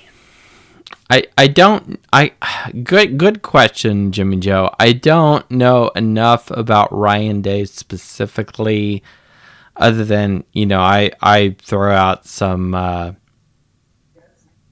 mean things to say. I'll just put it that way. Okay. This is my observation. After the games, the coaches come out and these cute little girls goes, okay, what did you think, coach? How come you won the game? Who is the number one player? The thing. And then some players come by and they give high fives and they interrupt the discussion. But one thing is when you listen to the coaches, do they say, I really like my players, I really love my school, I am so happy to say thank you to the fans and to the band and to all the people, all the little people, who are making this program so nice? I have to tell you, this is something about Coach Freeman that is picked up by every player on the team. Mm-hmm. And you know what? You're not going to see any of the team members going on the portal. I'm going to try to find something better, because when they go into the locker room, and I love the fact that Coach Freeman does not allow the media to come into the locker room, Well, and I don't think that should happen. I even sometimes question why Notre Dame as a university is filming some of the shit that happens in the locker room anyway. But continue. But I know we have a destiny. Ooh. We started out okay, and then we fell on our face, and then we woke up. We woke up and said, wait a second, what are we doing here? We beat our rival, something Ohio State hasn't done for 4 years. Take that, Bucknuts. Now, today, or tonight, or so Monday. You guys know you're fucking pissed about that. Come on. The people in North Illinois, they're going to go, well, we beat those people. I'll say this. Notre Dame wins on Monday. People at Northern Illinois should print shirts that say "We beat the team that won the national championship." That's all I'm saying. Northern Illinois, man, you're fan those Flames. Print those shirts. You'll make a lot of money. Okay, free marketing advice from me to you. Maybe Michigan could print shirts that say "We beat the team that played in the national championship." Yeah, I bet Michigan people would do that because it would have a middle finger with Ryan Day's face on it. I don't know. Whatever. I'm trying to be an asshole to a lot of our Buckeye people who are listening to us, which is fine. It's really late. I don't know if we're going to get to you guys because I got a lot of stuff to get to. I'm going to leave the line here because it's getting late. But I want to tell you that we have a secret weapon. Now, just between the two of us, okay, don't let anybody hear. Sorry, Jimmy Joe. This is going to go live on the podcast, and it's going to go out to Spotify. Okay, well, that's okay. All right, it'll be too late because we already have won the game. The secret weapon is that Coach Freeman goes to Mass with the team before the game. God's on our side. I don't think that the other team goes to Mass before the game. I don't think Ohio State's Catholic like Notre Dame is. And we have the Mother of God on our side. So Amen. we are going to win. And me and Mrs. Jimmy Joe here, we've been saying rosaries, a lot of rosaries. And Keep it this up. is going to be wonderful. I am so proud of our boys. I'm so proud that you are level-headed, that you talk statistics, you talk about what's the facts, because numbers don't lie. They don't lie. And that's good. And so anyone who doesn't listen to you is closed-minded and deserve to lose. That's it. Period. Fair enough. Fair enough. So Jimmy Joe, I want to appreciate leave that. you with that. But we have a secret weapon, and I am so excited. Oh, I can hardly go to. I'm going to have another glass of red wine after. Appreciate that, Jimmy Joe. Yeah, no, that's a good point. Thank you, Jimmy Joe. You're kind of teeing me up here for some of the quintessential essential stat pieces per se. The whole point of why I did this show and why I did this podcast is I was so fucking pissed why Notre Dame was not good under Brian Kelly, in 2016, and so shit started happening, la da da da. And I was like, well, what are teams like? What do I want as a fan? Number one, which is national champion. Okay, fair enough, fine. Then what are the teams that are winning the championship doing? Okay, so it forced me to look at other teams. Well, what are they doing? And so then it's like, okay, compile that information, Pareto it out. If you don't know what Pareto means, Google it. But my point is, I'm looking at statistics. There's a reason why I look at the numbers and the data and the statistics that I do. And there's 25 stats that I looked at. Ohio State guys, I see your hands. I told you to be patient. We'll get to you. Listen to the stat piece. We may or may not. I honestly, Red Snapper, we're over 2 hours in, and I'm not done. So it's not because I don't want to talk to these people. It's because it's fucking 12:45 in the morning, and that's what it comes down to. Okay, so and I don't know how many of these people actually have kids and are happily married, right? Because I would like to remain happily married, so I'll just leave it at that. Namaste. Namaste, Jimmy Joe. Thank you so much for calling in from Northern Idaho. I really appreciate you. Okay. Bye-bye. Bye-bye, Jimmy Joe. All right, so here's the deal. Notre Dame has had 3 close games, and I'm saying NIU, Louisville, and Penn State. And what do I mean by close games? Games that were determined within a touchdown. Now, I'm conveniently including the Texas game in the Ohio State bucket, right? They lost by 1 point in Oregon 1. They won by 4 points against a shitty Nebraska team. They won by 7 points against Penn State. They lost by 3 points to their rival, a shitty Michigan team, who is shitty, even though they beat Alabama. But let's face it, Alabama's not Alabama of yore.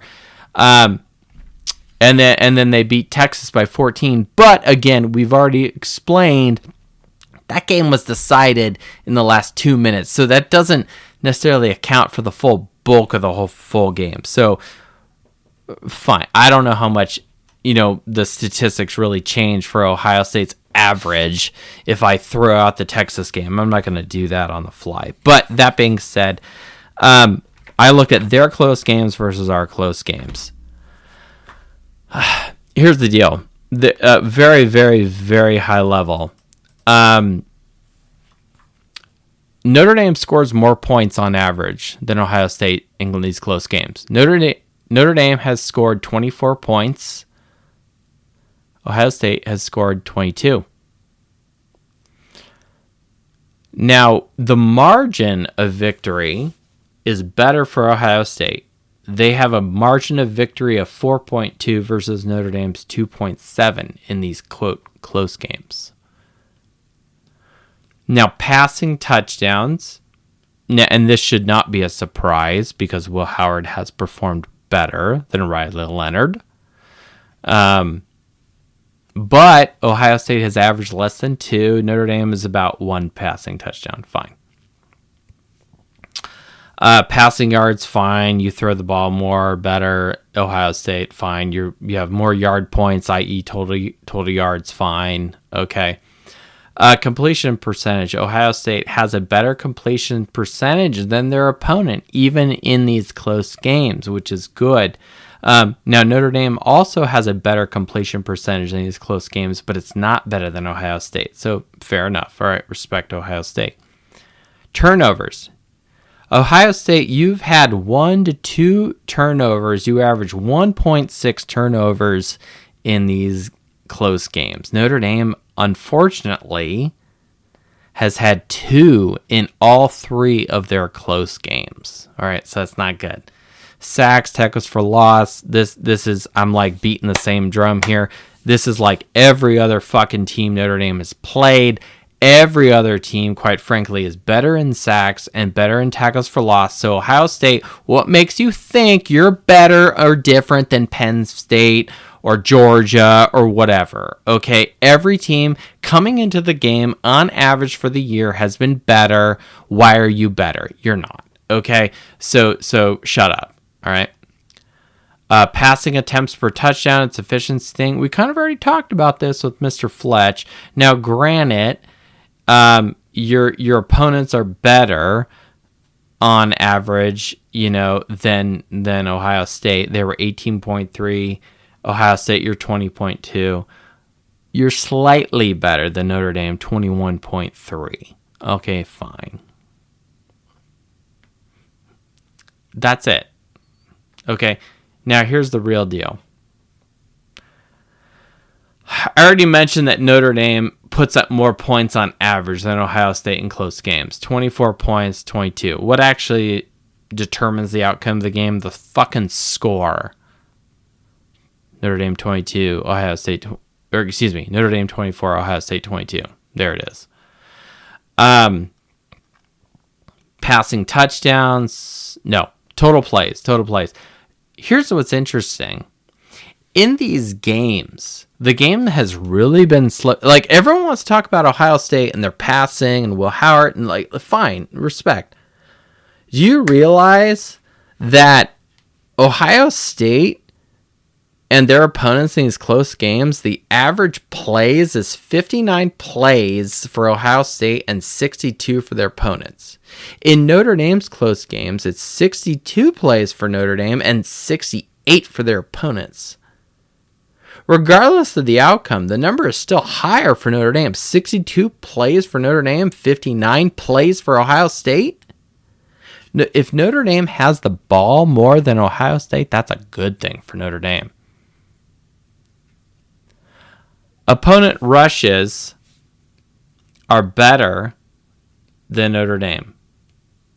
So in rushing yards, Ohio State sucks in these close games. They average 107 yards versus their opponents 125 yards on the ground.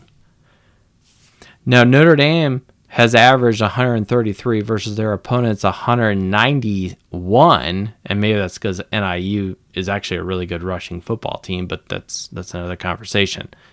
It doesn't matter. Notre Dame still runs the ball better, even in these close games, 133 yards versus Ohio State's 107 yards. Now, I know the next response to this. Well, wait a fucking second. Back the bus up. Ohio State, their rush defense is third in the country. We average our opponents to 89.9 yards versus Notre Dame's 133 yards. I'm with you. You know, the last team that Notre Dame played that was actually at the time the number one rush defense team, that was IU. And Notre Dame put up 193 yards against the number one rushing team in the country. Granted, Ohio State, you have better players than IU. But my point, it remains the same. In the tough game, how are you performing? And if Notre Dame runs the ball well, Ohio State, it may be a long night. That's all I'm going to say. Notre Dame is clearly better on third down in these tough games. Notre Dame 38% versus their opponents 35%. Ohio State on third down percentage 31% versus their opponents 37%. Notre Dame is clearly better on third down. on scoring drives. All right, what do I mean by this? If you took the offense and every time they had the ball, and 3 and out, or you had a 10-play drive, did you score field goal or touchdown? I don't care. You put points on the board, I'm considering a success. In the tough games, Ohio State has only scored 33% of the time. Their opponents have scored 35% of the time. Now, Notre Dame is losing as well in this statistic, 34% versus their opponents, 36%. But at 34% for Notre Dame is still slightly better than Ohio State's 33%. We're going to skip yards per point.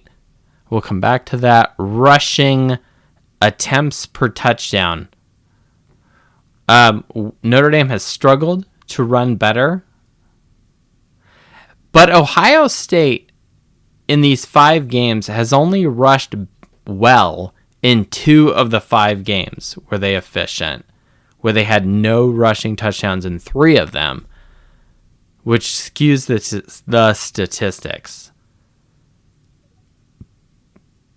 So though on average we're not better than our opponent, Ohio State has been consistently inconsistent in running the football well against opponents, quite frankly, all season. To which, if I jump over to rushing touchdowns, Notre Dame is 3rd in the country total. We have 44 rushing touchdowns. Ohio State is 16th. They have 32. Hooray for Notre Dame. Sorry, Ohio State. Take a number and get in line.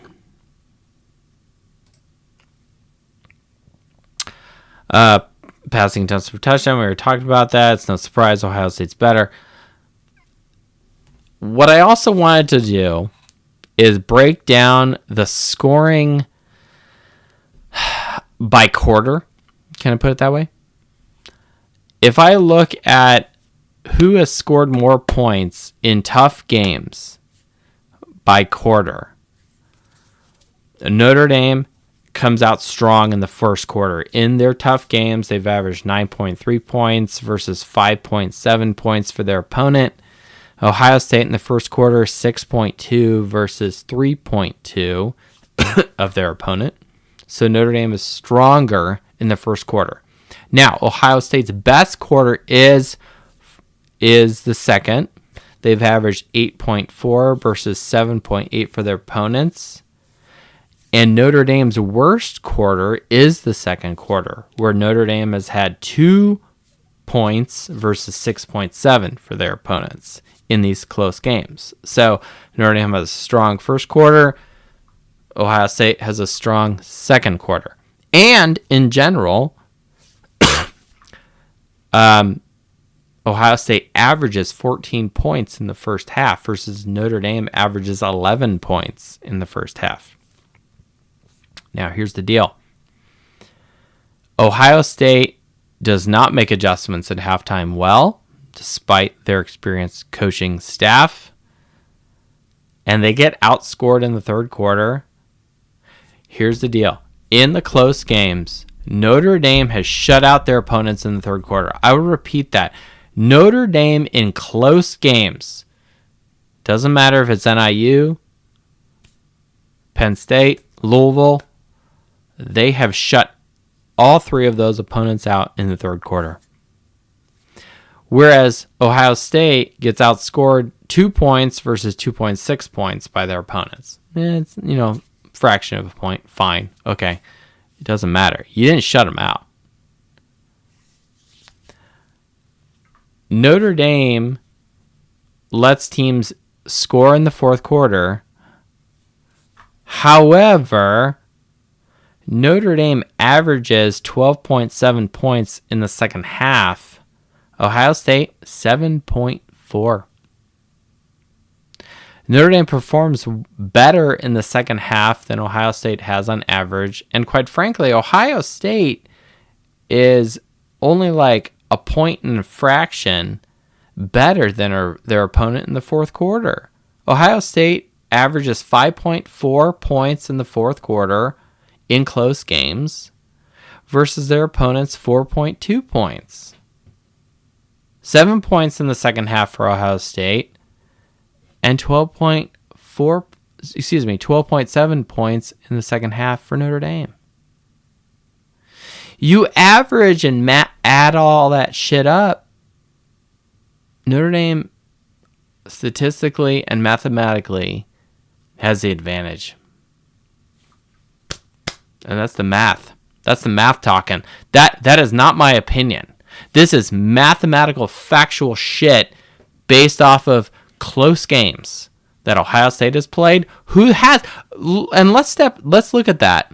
Ohio State has 5 quote unquote close games. You know how many Notre Dame has? 3. Now, is that a function of Notre Dame has a weaker schedule? Maybe. Or is it because Ohio State is inconsistent? Look at yourself, Ohio State fan, and tell me if you really think your team is consistently good, because you're fucking not. You squeaked by Nebraska, game you probably should have lost, okay? Really. Penn State had some shitty play calling, okay? So they shot themselves in the foot, okay? And you lost to Michigan again, all right? So don't tell me that you're a consistent program, because you're not, okay? And don't rely on your Akron win. And this isn't Michigan from last year that won the national title. This is stealing signs. Oh, yeah. Michigan didn't even cheat, and Ohio State still lost. Yeah, and that game was in Columbus too. Can you plant a flag on turf? I don't think you can do that. So it's kind of funny. Anyway, that's kind of my quintessential stat piece here of why I think Notre Dame can do this, because in some of these statistics, look, I'll say this. Very, very high level. Ohio State is a very good football team. It is definitely the hardest team Notre Dame has played this season. If Notre Dame throws 2 picks, which they have averaged in these close games, Riley Leonard had 2 interceptions, I'm pretty sure, in every single one of these close games, we might not win. Okay. However, if we take care of the football and we can run the ball and stop the run, I'm pretty sure Notre Dame's got this. Okay. Yep. In addition to stopping their rushing attack. Because quite frankly, when Ohio State has been shut down and rushing the football, it puts a lot of pressure on their passing game.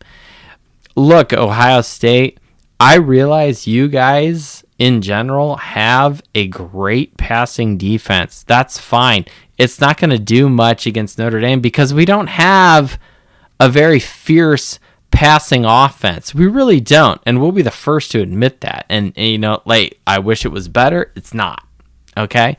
You wanna hear me bitching about that? Go to an earlier podcast this season where we're talking about that, and I'm literally saying, bench Riley Leonard and put Steve Angeli in. All right, which maybe in the 2-minute drill, I still may lean towards that, but that's another conversation. All I'm saying is, Ohio State, look, go back to what ensures a win. It's run the football, stop the run. And you've done that. Can you do that against Notre Dame? And have you been able to do that against a rushing quarterback and a viable 2-pronged running back attack? I don't know the answer to that because I've never seen you play a team like Notre Dame this year. So I guess we'll find out on Monday. So I have a question for you. Yes, Red Snapper. Since the cornerstone of this show is figuring out what the national champion average is, how does this team this year stack up to the national champion average? Good question. We talked about this a little bit. And if I, to be 100% honest, because to do that, I in general have to look at the whole season. Right. When I do that, Ohio State is better across the board. There's a lot of green and yellow on my spreadsheet here in the Ohio State column that's not in the Notre Dame column. Now, there are some statistics that are key and influential that I think can help Notre Dame, i.e. total touchdowns. Notre Dame has more. We're number 1 in the country. Ohio State is 3. Scoring offense, Notre Dame is 6. Ohio State 12. Rushing touchdowns, Notre Dame is 3, Ohio State 16. Third down defense, we are 5th, Ohio State 30. Turnover margin, we're 3, Ohio State 44th. Fourth down defense, we're 9th, Ohio State 16th. All 4 of those 6 I just mentioned, Notre Dame is better than national champion average over the last 10 years. Now, unfortunately, Red Snapper, there's a lot of other statistics that Ohio State, side by side versus Notre Dame, is better. They are number 1 in scoring defense. They are number 1. Why do I have this spreadsheet so far? I'm making it hard for me to read this. Sorry. Bad radio.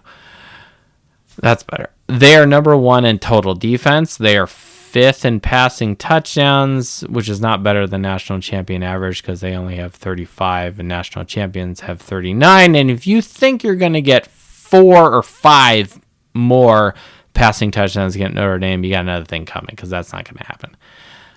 Completion percentage, they're 4th in the country. We're 13th.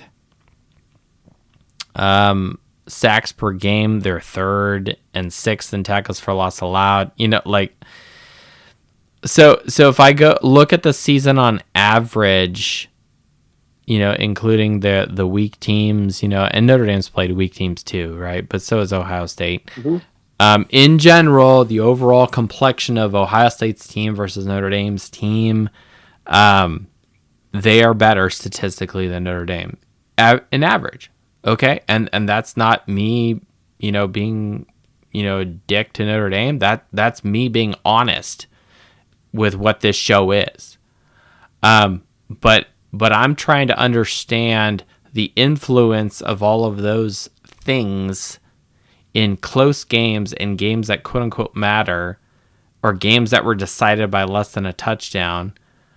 Or another way we could have done this analysis is, okay, let's rank the top 3 teams or teams that are in the top 25 still today of Sagarin that Ohio State played and Notre Dame played, and let's look at those games and let's break down like we could have sliced this and dices. I just picked randomly 7 points because it was one possession.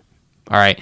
And I threw the Texas game in because A, it was recent, and B, the circumstances of that game I think are very unique, where had a couple things gone this way or that game could have been completely different. So when I answer your question, Red Stamper, much to the happiness of the Bucknuts here, Ohio State's better on average than Notre Dame. The problem is in the tough games, which is what we've talked about, Notre Dame is better. We put up more points than Ohio State does on average. And I didn't mention this earlier, but this is a stat that I have kind of, planted the flag on, which is called yards per point. It's your total offense divided by your scoring offense. It's an efficiency metric. In the close games, both Ohio State and Notre Dame are better than their opponent, respect. And what's really funny is the opponents, Ohio State's opponents, Notre Dame's opponents, both average 18.9 yards per point. Ohio State averages 17 flat in these close games. You know what Notre Dame is? 14.6. That's significantly huge. Mm-hmm. Furthermore, if I look at the yards per point on the season of Notre Dame and Ohio State, Notre Dame is 10.9. Ohio State 12.0. So even looking holistically at the whole season, Notre Dame is a more efficient team, yards per point, because it also takes into account down and distance. It takes into account defensive productivity or efficiency, flipping the field, whatever, or even defensive and special teams touchdowns. It's agnostic to exactly how all this stuff. It's general enough to be an indicator of how a team wins. It's very, very, very rare where a team wins when their yards per point is worse than their opponent. And there has to be a very key event that happens in the football game that has a yards per point that is better for one team, but they still lose. Okay? Maybe this is too out there for people. Okay? But I've been studying this shit for 7 years, and it's very rare that I'm wrong, and I'm not trying to be an asshole about it. That's just a fact. Okay? So there it is. So Notre Dame has a better yards per point in close games by far, by almost a field goal. So a couple things need to happen. Number one, Ohio State's really good, so do not underestimate them. Number two, Notre Dame needs to play better than they played against Penn State to win this game. Number three, do not turn the football over more than once. If you have one turnover, fine. If you have two, it's not going to look good. Because Ohio State, they've averaged 1.6. Their opponents in these tough games, 1.2. Like we're handing you a possession and a potential... go ahead, score. Well, go ahead, score. I was even thinking of field position, that kind of thing. It's just...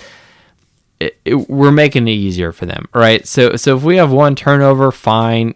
I'd rather it be nothing, but if we have two or more, it may not work out to our, in our favor. Yeah, exactly. Another thing that's key that jumps off the page here is the rushing statistics of Ohio State. They have been shut the frick down in 3 of these 5 games. There's only 2 of these games when they've scored rushing touchdowns where they've won, in respect. One of them was the Texas game, right? So I don't want to take anything away from Ohio State, but it's look, they got shut the frick down in a lot of these games. Michigan, for example. If we shut down the rushing attack of Ohio State, Notre Dame's in a really good position. On the flip side, if Notre Dame runs the ball decent, we'll be okay.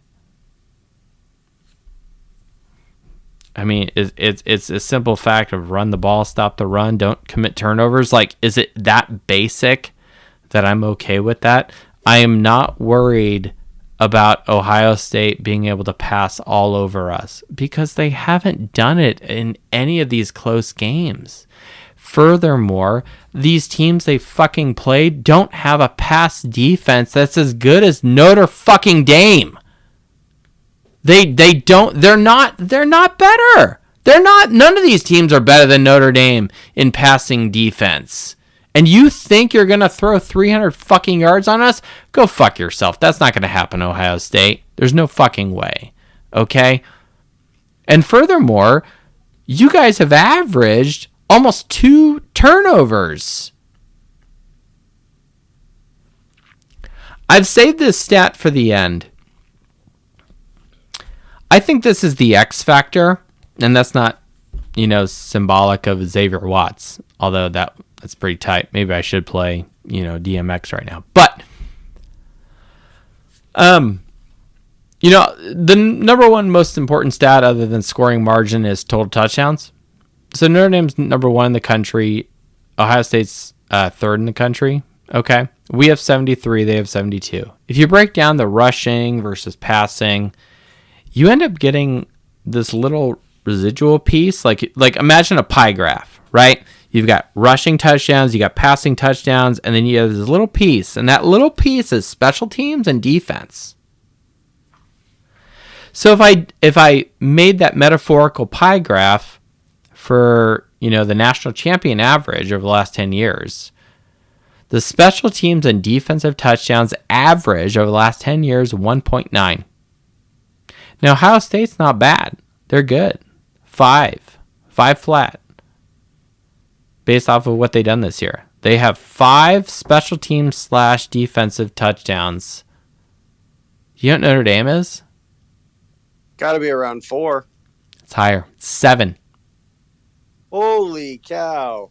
Notre Dame has the X factor in special teams or defense in scoring a touchdown from a side of the football that doesn't necessarily have the the intent is not to score points. It's more like stop the run, stop the pass, or give you an edge in field position. Right, exactly. That's what special teams is about. It's all about field position and giving you an edge, right? I mean, Notre Dame is like almost 150% better than Ohio State in this statistic. And that's a new thing I was curious about, because I was like, whoa, how does this break down? And I looked at national champions, and I looked at Notre Dame, and it was huge. I was like, whoa. Think of it another way. The national champion over the last 10 years, you think Alabama, Clemson, even Ohio State, 2014, they've averaged 1.9 special teams touchdown total for the year. Notre Dame's at 7? What? To me, that was huge, because I believe that a key for Notre Dame to win this game is some sort of special teams / defensive touchdown, and it's statistically based overall in the season. Now, I didn't do a breakdown of when and how and where all this shit happened, but what I will say is this: we had 2 pick sixes against USC.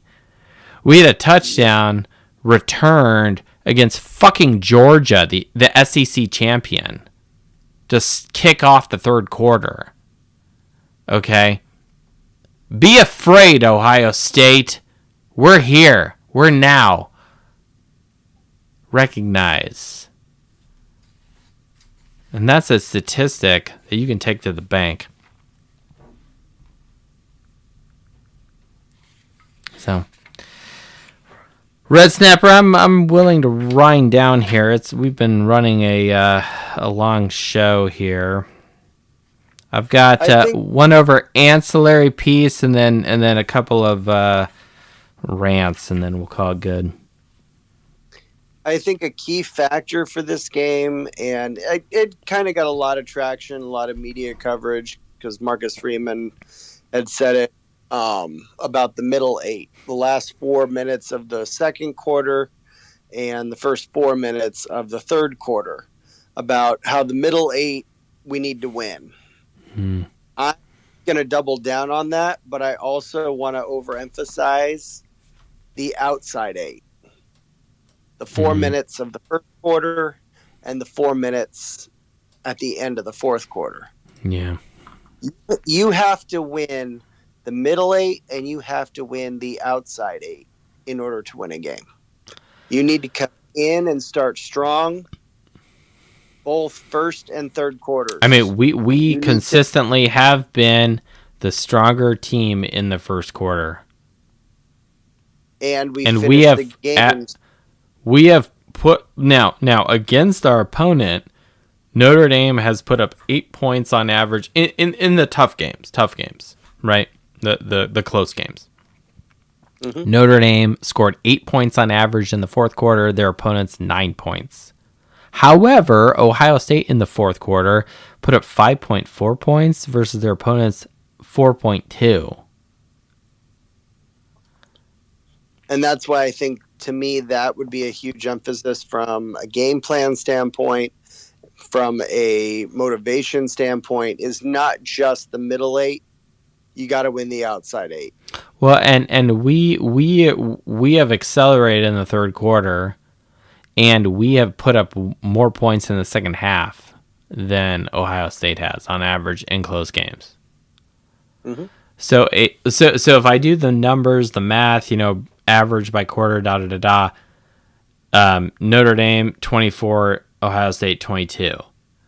A 24-21 point score wouldn't surprise me, but based off of Ohio State's reliance on the pass and ineffectivity to run the ball consistently, I could see them relying on the pass too much, which bites them because we have an excellent pass defense, and we get a pick six or something near the end of the game to ice the game, and we win by 10.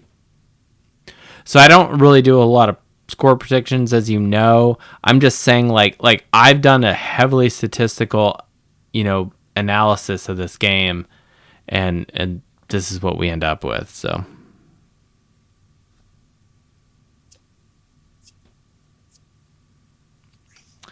I'm going to say score prediction, Notre Dame 26 and Ohio State 20. Yeah. I mean, I would be overjoyed, regardless of whatever the score is. If Notre Dame has more points than Ohio State at the end of the game, I'm going to be ecstatic. I haven't really put a whole lot of thought into the gravity of what that means, of Notre Dame winning a national championship. But I was kind of curious, so doing some research, trying to understand some things, and some numbers popped off the page here. And for anyone who's poetic, anyone who is,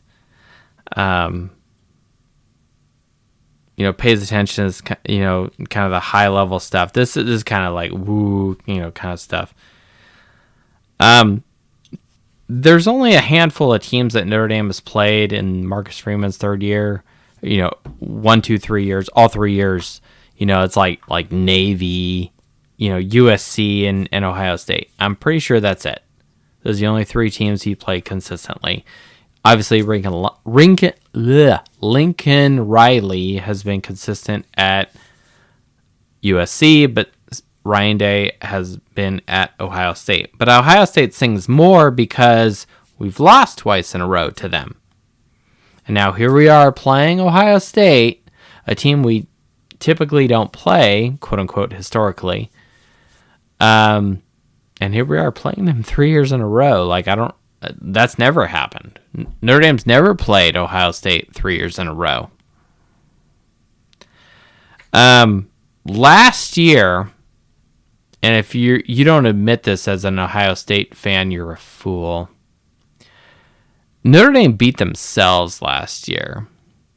Anything from not having, 10, 11 people on the field, having 10 people on the field at the end of the game, to not getting an interception, to, not running the football with, an excellent running back, to punting it away with too little field, too much time, to going for it on fourth, to instead of kicking a field goal, whatever. Ohio State won last year, but I don't think it's because Ohio State was quote unquote that much better. I think it's because Notre Dame, pissed down their leg.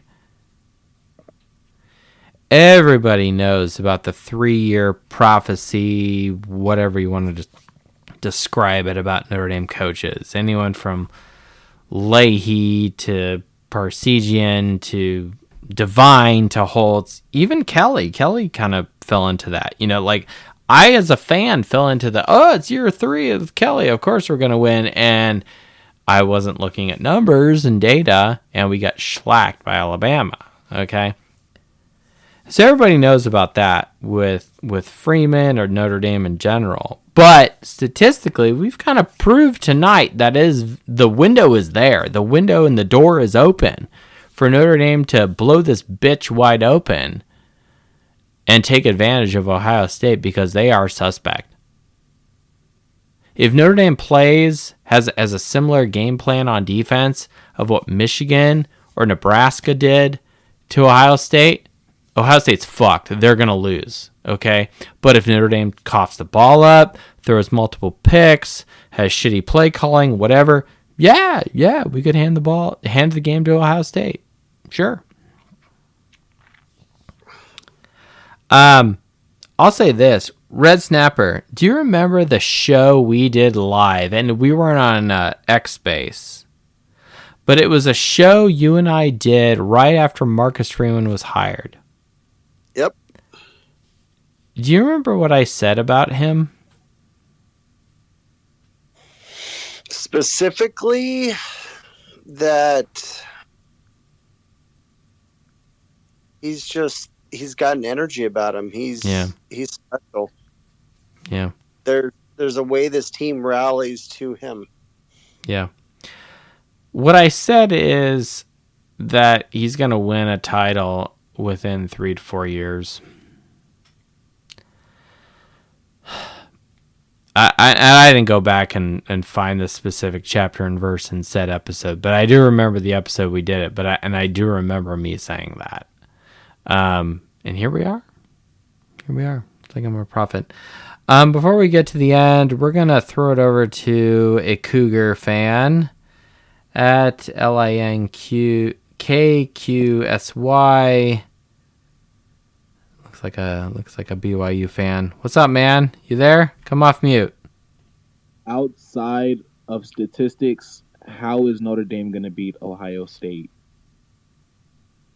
They have more heart than Ohio State. You're listening to the wrong show either, as well, because that's the foundation. Other than Scotch spreadsheets is the other wrinkle of this show.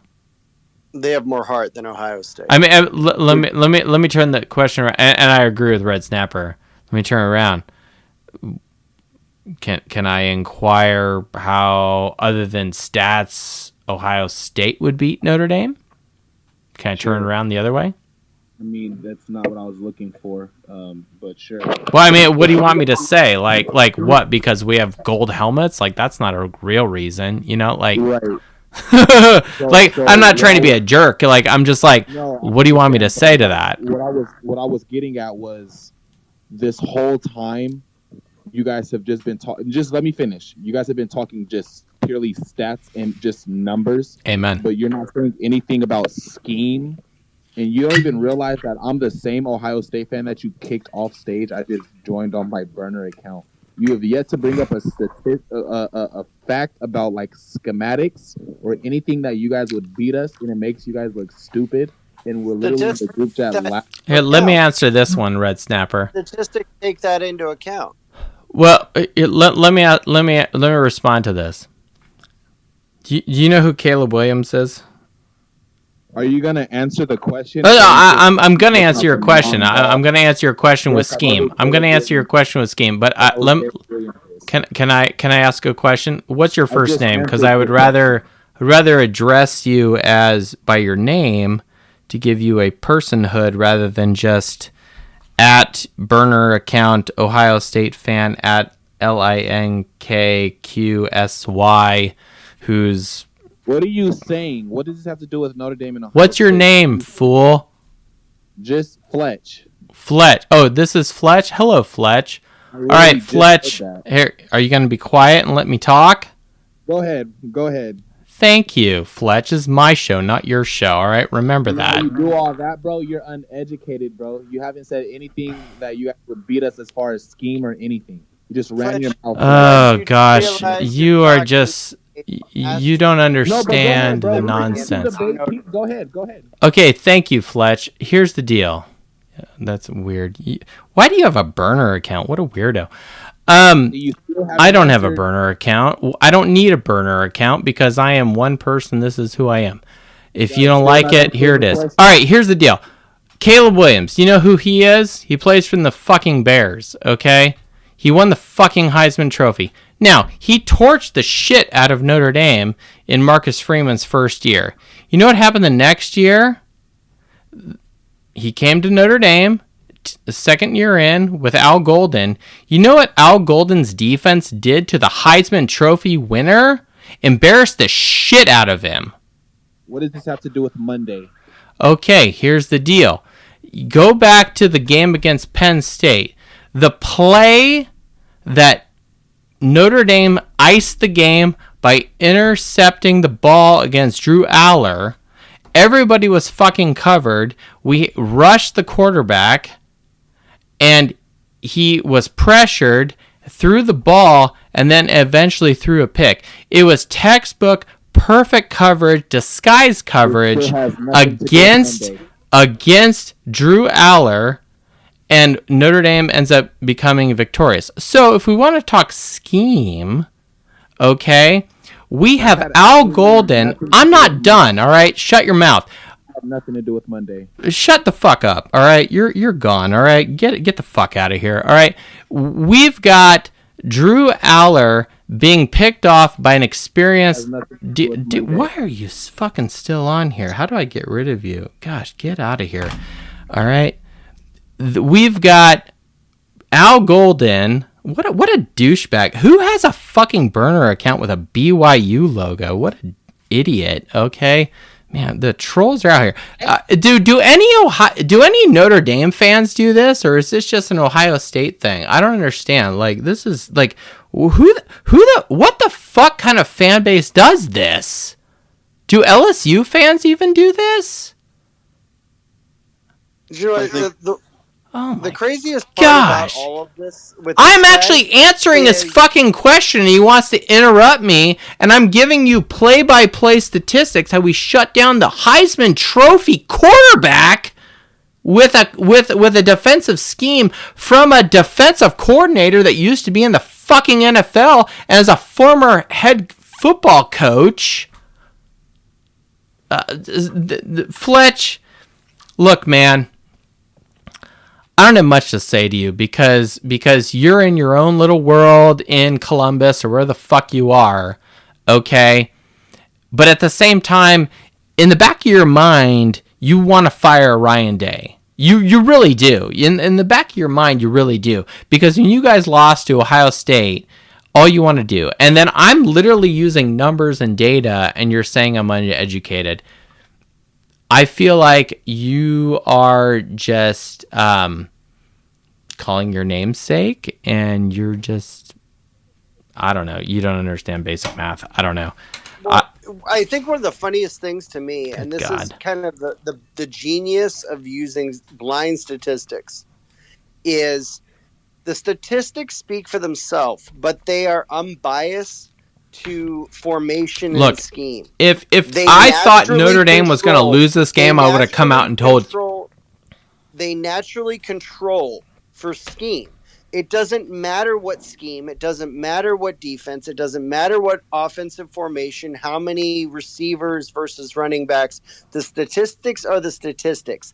They naturally control for any scheme from either side of the ball. The statistics are the statistics. It doesn't matter what the scheme is. So when somebody sits there, and this just shows me how absolutely immature and uneducated this guy is. I don't think this guy ever played football. To not understand that statistics naturally control for any manipulation other than the statistics themselves, regardless of how you got them. The statistics are the black and the white results. So because of that, we're not even talking about standard deviation and shit like that. You know what I'm saying? Like it's very rare that a team, and I'll throw it back to you, Red Snapper. It's very rare from a mathematical standpoint that people deviate away too far from their average or from the average plus or minus the standard deviation. Okay, there's a reason why mathematically that shit goes down. Okay, and for some idiot to tell me that, oh, this is wrong and da-da-da, like, I don't think you've actually understand math. You're calling me uneducated? Pick up a fucking statistics book. Give me a fucking break, dumbass. It was so funny because it's just the level of incompetence. He asked the question. Not every question is answered with like one sentence. and he was so impatient with it. Well, And what does he want me to say? Like that's the thing. Like he's not actually interested in what I want to say. He's actually just wants to hear himself talk and hear talk. Well, and he just wants to hear passing statistics because that's what everybody cares about. Which I'll be honest with you, when I saw the line and the spread and I was like, it's because Ohio State passes the ball better. That's it. That's the only fucking reason. Want to know why? Go out to X, go out to Twitter. Even the people you talk to, they're like, oh, let's have Notre Dame throw it deep. Like, are you out of your fucking mind? Do you know who this fucking team is? They don't fucking do that. Hell no. This is a control the ball, march down the field, smash you in the mouth, play solid defense, and run the damn ball. Amen. Where's Natalie? Come on. Seriously, let's run the damn ball. Oh my gosh, how is it 1 a.m? We may hit 3 hours. We're gonna hit 3 hours on this show. Fuck. Nice. No, not nice. It's late. It's early in the morning. It's Saturday. It is Saturday, but that doesn't change the fact that Baby Irish Faithful and Tyler Irish Faithful will want to wake up at 7 a.m. regardless. Okay, That's true. They've been asleep. All right. No, you don't understand, Red Snapper. You're a cool uncle. Here's this. Let's just make sure on Monday. No more Ohio State fans. Can we stop the dumb Ohio State fans? Like, can an intelligent Ohio State fan? They don't fucking exist.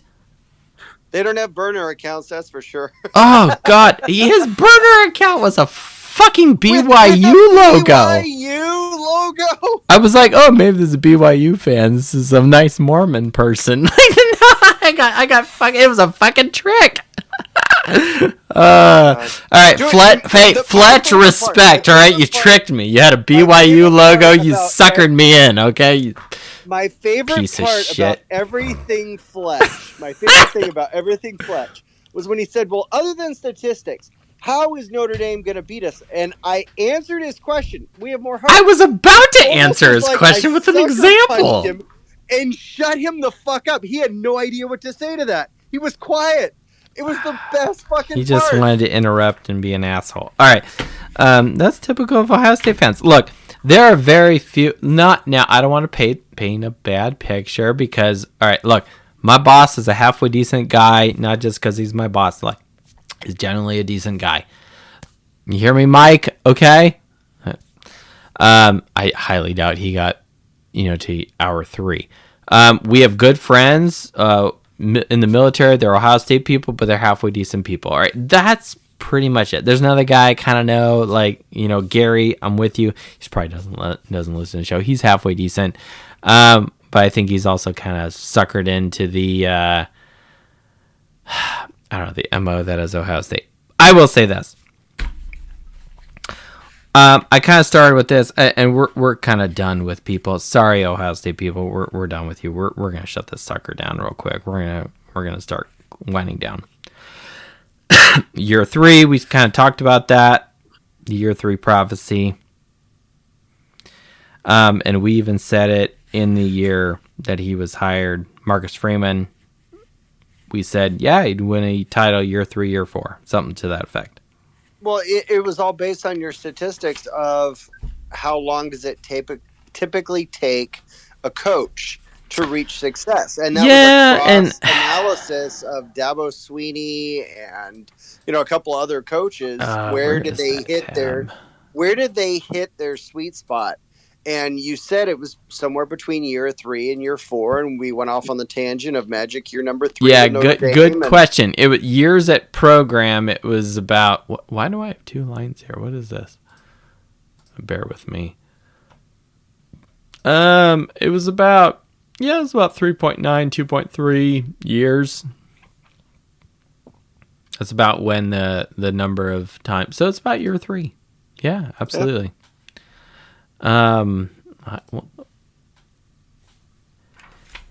I'll say this.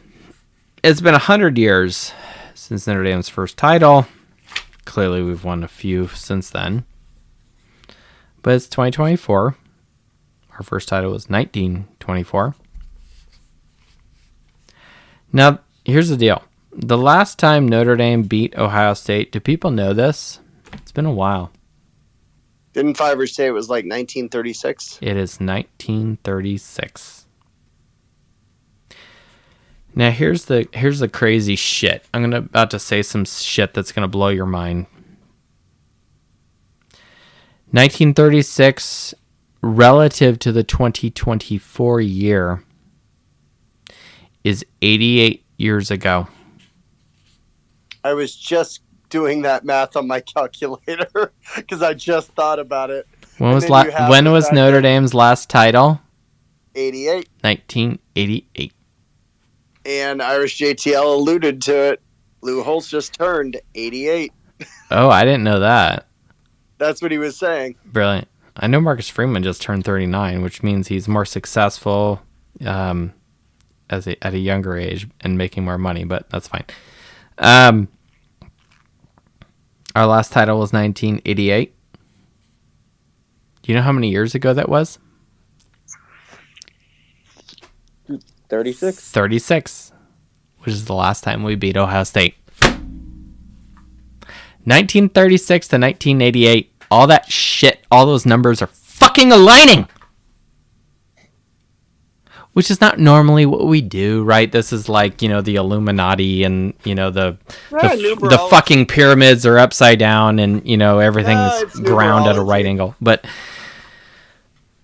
all I'm saying is that's some spooky shit to listen to and to watch because I was like not expecting that. I genuinely wanted to know how long ago it was since Notre Dame beat Ohio State. And it's been a long fucking time, 88 years, is there anybody alive that cheered for Ohio State that remembers that game? Like, legitimately remembers that game. Like, on both sides. World War II. World War II? No, it's pre-World War II, man. Like the Germans were like building, fucking rockets about to shoot into Britain. You know what I'm saying? Like that shit didn't even go down. Like all I'm saying is the connection of the numbers is very Da Vinci Code-ish of like how things are overlapping. And I titled the show Destiny, halfway to be a little dramatic, but at the same time, it's like, this is pretty fucking cool. I mean, with the show, numbers don't lie. Well, I'll say this, and you're right, Fivers, the numbers don't lie.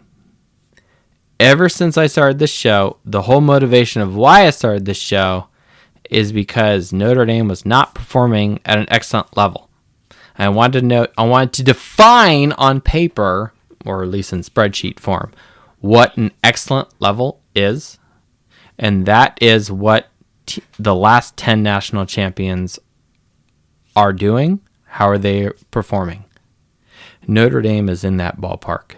Notre Dame is performing at a national champion level. And we've talked about that tonight. We've been talking about that shit all season, which makes me very, very, very excited for this Notre Dame football team. And regardless of the outcome on Monday, we have won 2 New Year's Sixes, something that hasn't happened in 30 years, back to back. And if Ohio State wins, Ohio State wins.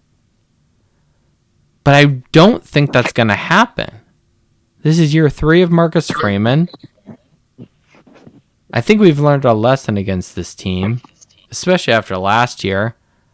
This team has overcome multiple odds, multiple adversity, challenges. And I think we have an opportunity to be successful. So I'm going to turn it over to a couple other people here to close out the show and get some input here going into this national championship game. These are the fellas they say are pretty good, but I think we're better. We want to win for one thing. At the first meeting we ever had, we said we were going to bring respect. And I think if we get ourselves get to a point where we're confident of that, why, the results will take care of themselves. Only one way you get respect, and that's by looking somebody in the eye for 60 minutes. Go out there, hitch up your trousers, and say, hey, baby, here I am now. But I want the ends in their fast every play, but under control. And you men in the backfield there, I want you to analyze before you move. If they throw a forward pass, wait till you see the ball in the air, and then go and get it. Let me see you run through me now. Let me see you show some disrespect for me with a nose on your nose. And when we get it, boys, that's when we go on offense. That's when we go to. Let me see what you think of me now that my face is tuned. We're going inside them. We're going outside them. Inside them and outside them. And when we get them on the run once, we're going to keep them on the run. And we're not going to pass unless our secondary comes up too close. But don't forget, man, we're going to get them on the run. We're going to go. And we aren't going to stop until we go to that goal line. Don't forget, man, today's the day we're going to win. They can't lick it. And the back out of the goal. The first whistle of the man win there. And fight. What do you say, man?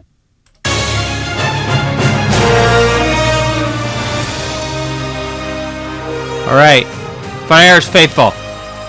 That's it. We've laid everything out. Notre Dame has the ability to be the national champions once again, to defeat the Buckeyes, to put another year on that yellow sign in that skinny hallway down those steps in our locker room. We have described how our yards per point is better, how quarter per quarter we are better. We run the football, stop the run. Marcus Freeman is destined to lead this team in year 3 to a victory. Go out there, kick their ass, go Notre Dame, do what you need to do, get revenge, play your hearts out, go Irish, and beat the fucking Buckeyes, national champions 2024. Go Irish!